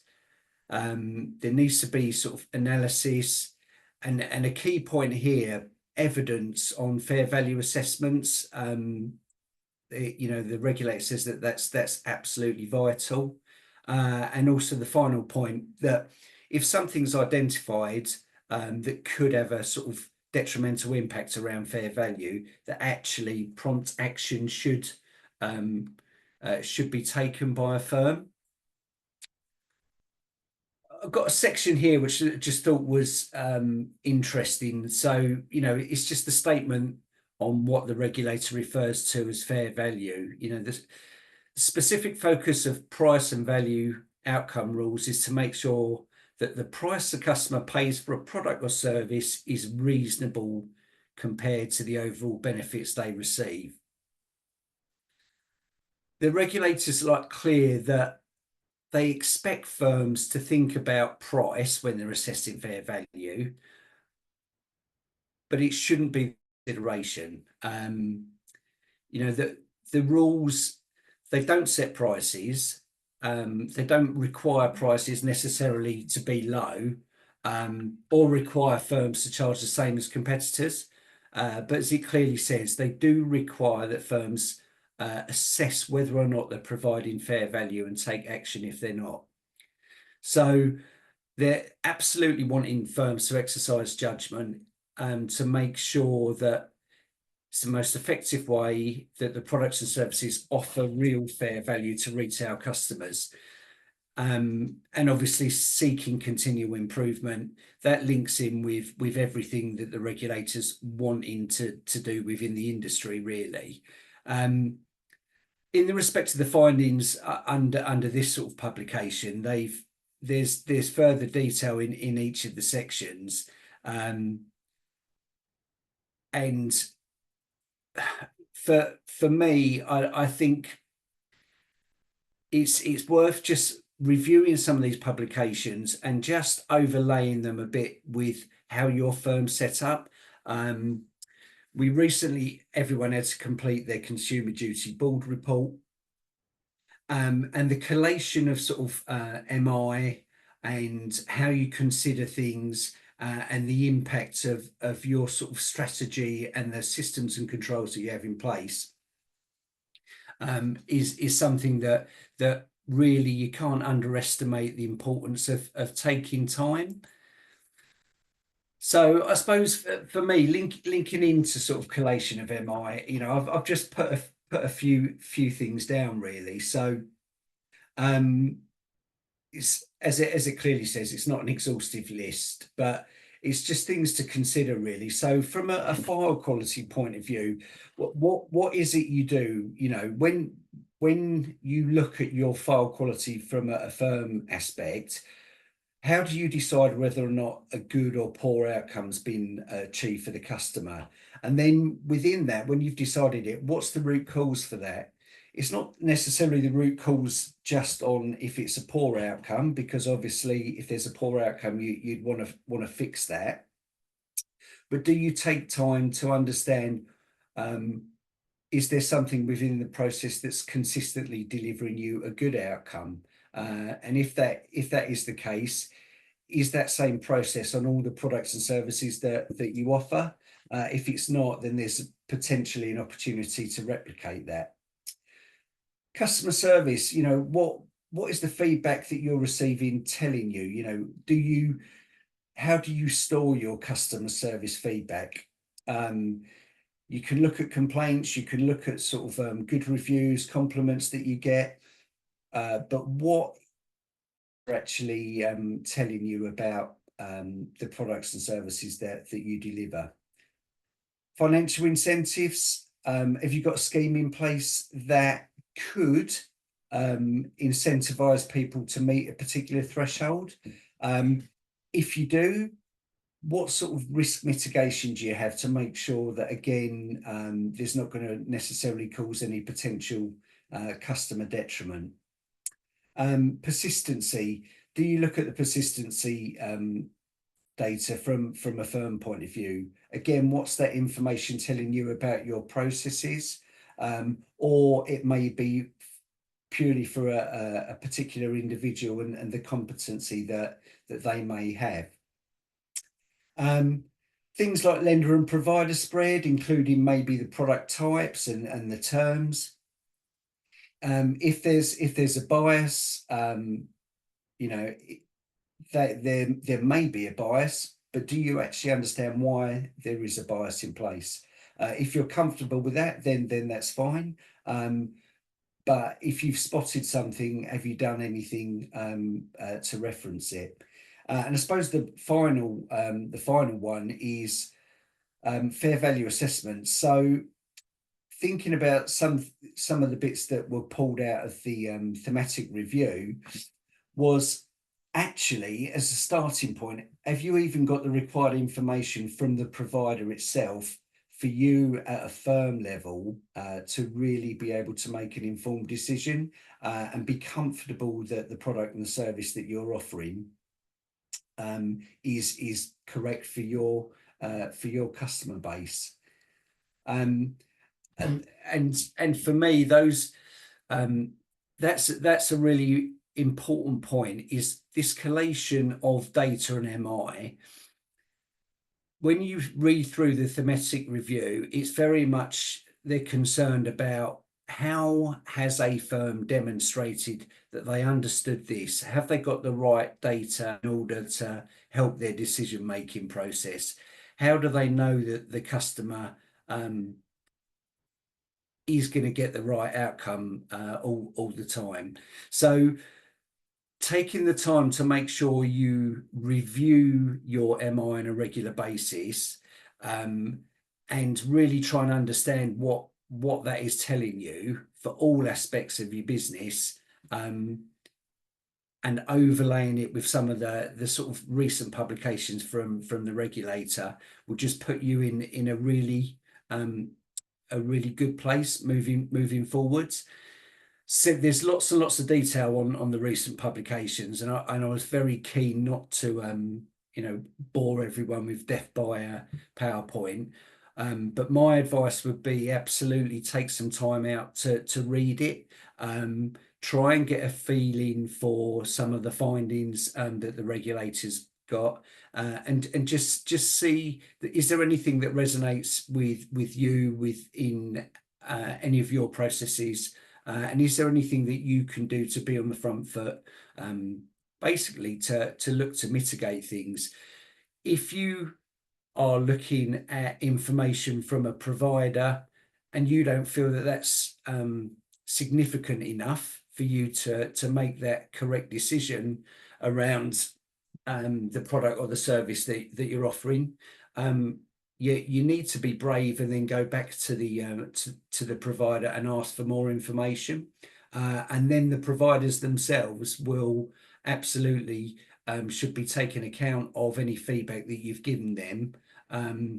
And interesting, when you read through, one of the things that the regulator said in the thematic review, they are actually surprised that there hadn't been more removal or changes to some of the products, based on some of the feedback that might have come back up the line.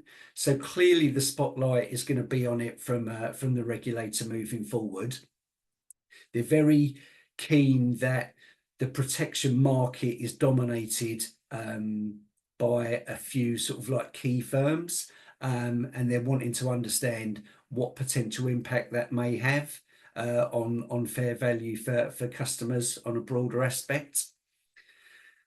So I'm very conscious, you know, there's quite a bit of just high level information there, but I just thought it was useful to reference it in case people hadn't missed it, hadn't taken the time to read it, and just pull out a few key bits of information really that I think it's worth at firm level, people just taking some time to just really understand what the regulator's looking at, what's coming down the line, and what can you do now just to set yourself up and be in a good place moving forward. And you know, Justin, I appreciate that's a little bit quicker than the half hour I had allocated, but I haven't really got too much else to offer, I'm afraid, at this moment in time. That's fantastic. It's always great to get an update from you, Roger. And I think Consumer Duty has now been part of our lives for just over a year, and you know, we're onto the protection. So we'll kind of keep a watchful eye and get an update from you in a few months' time, I will. Thank you so much, Paul. That's been really, really good. Thank you for everybody for attending today. So we'll get your CPD certificates out to you in due course. If you haven't got them by what was it, Tuesday, Friday, let me know and I'll chase it up. But always seems to turn up on time, so should be fine. Once again, thank you for everybody for the presenting, and hopefully that's been really useful for you. And we'll see you all again soon.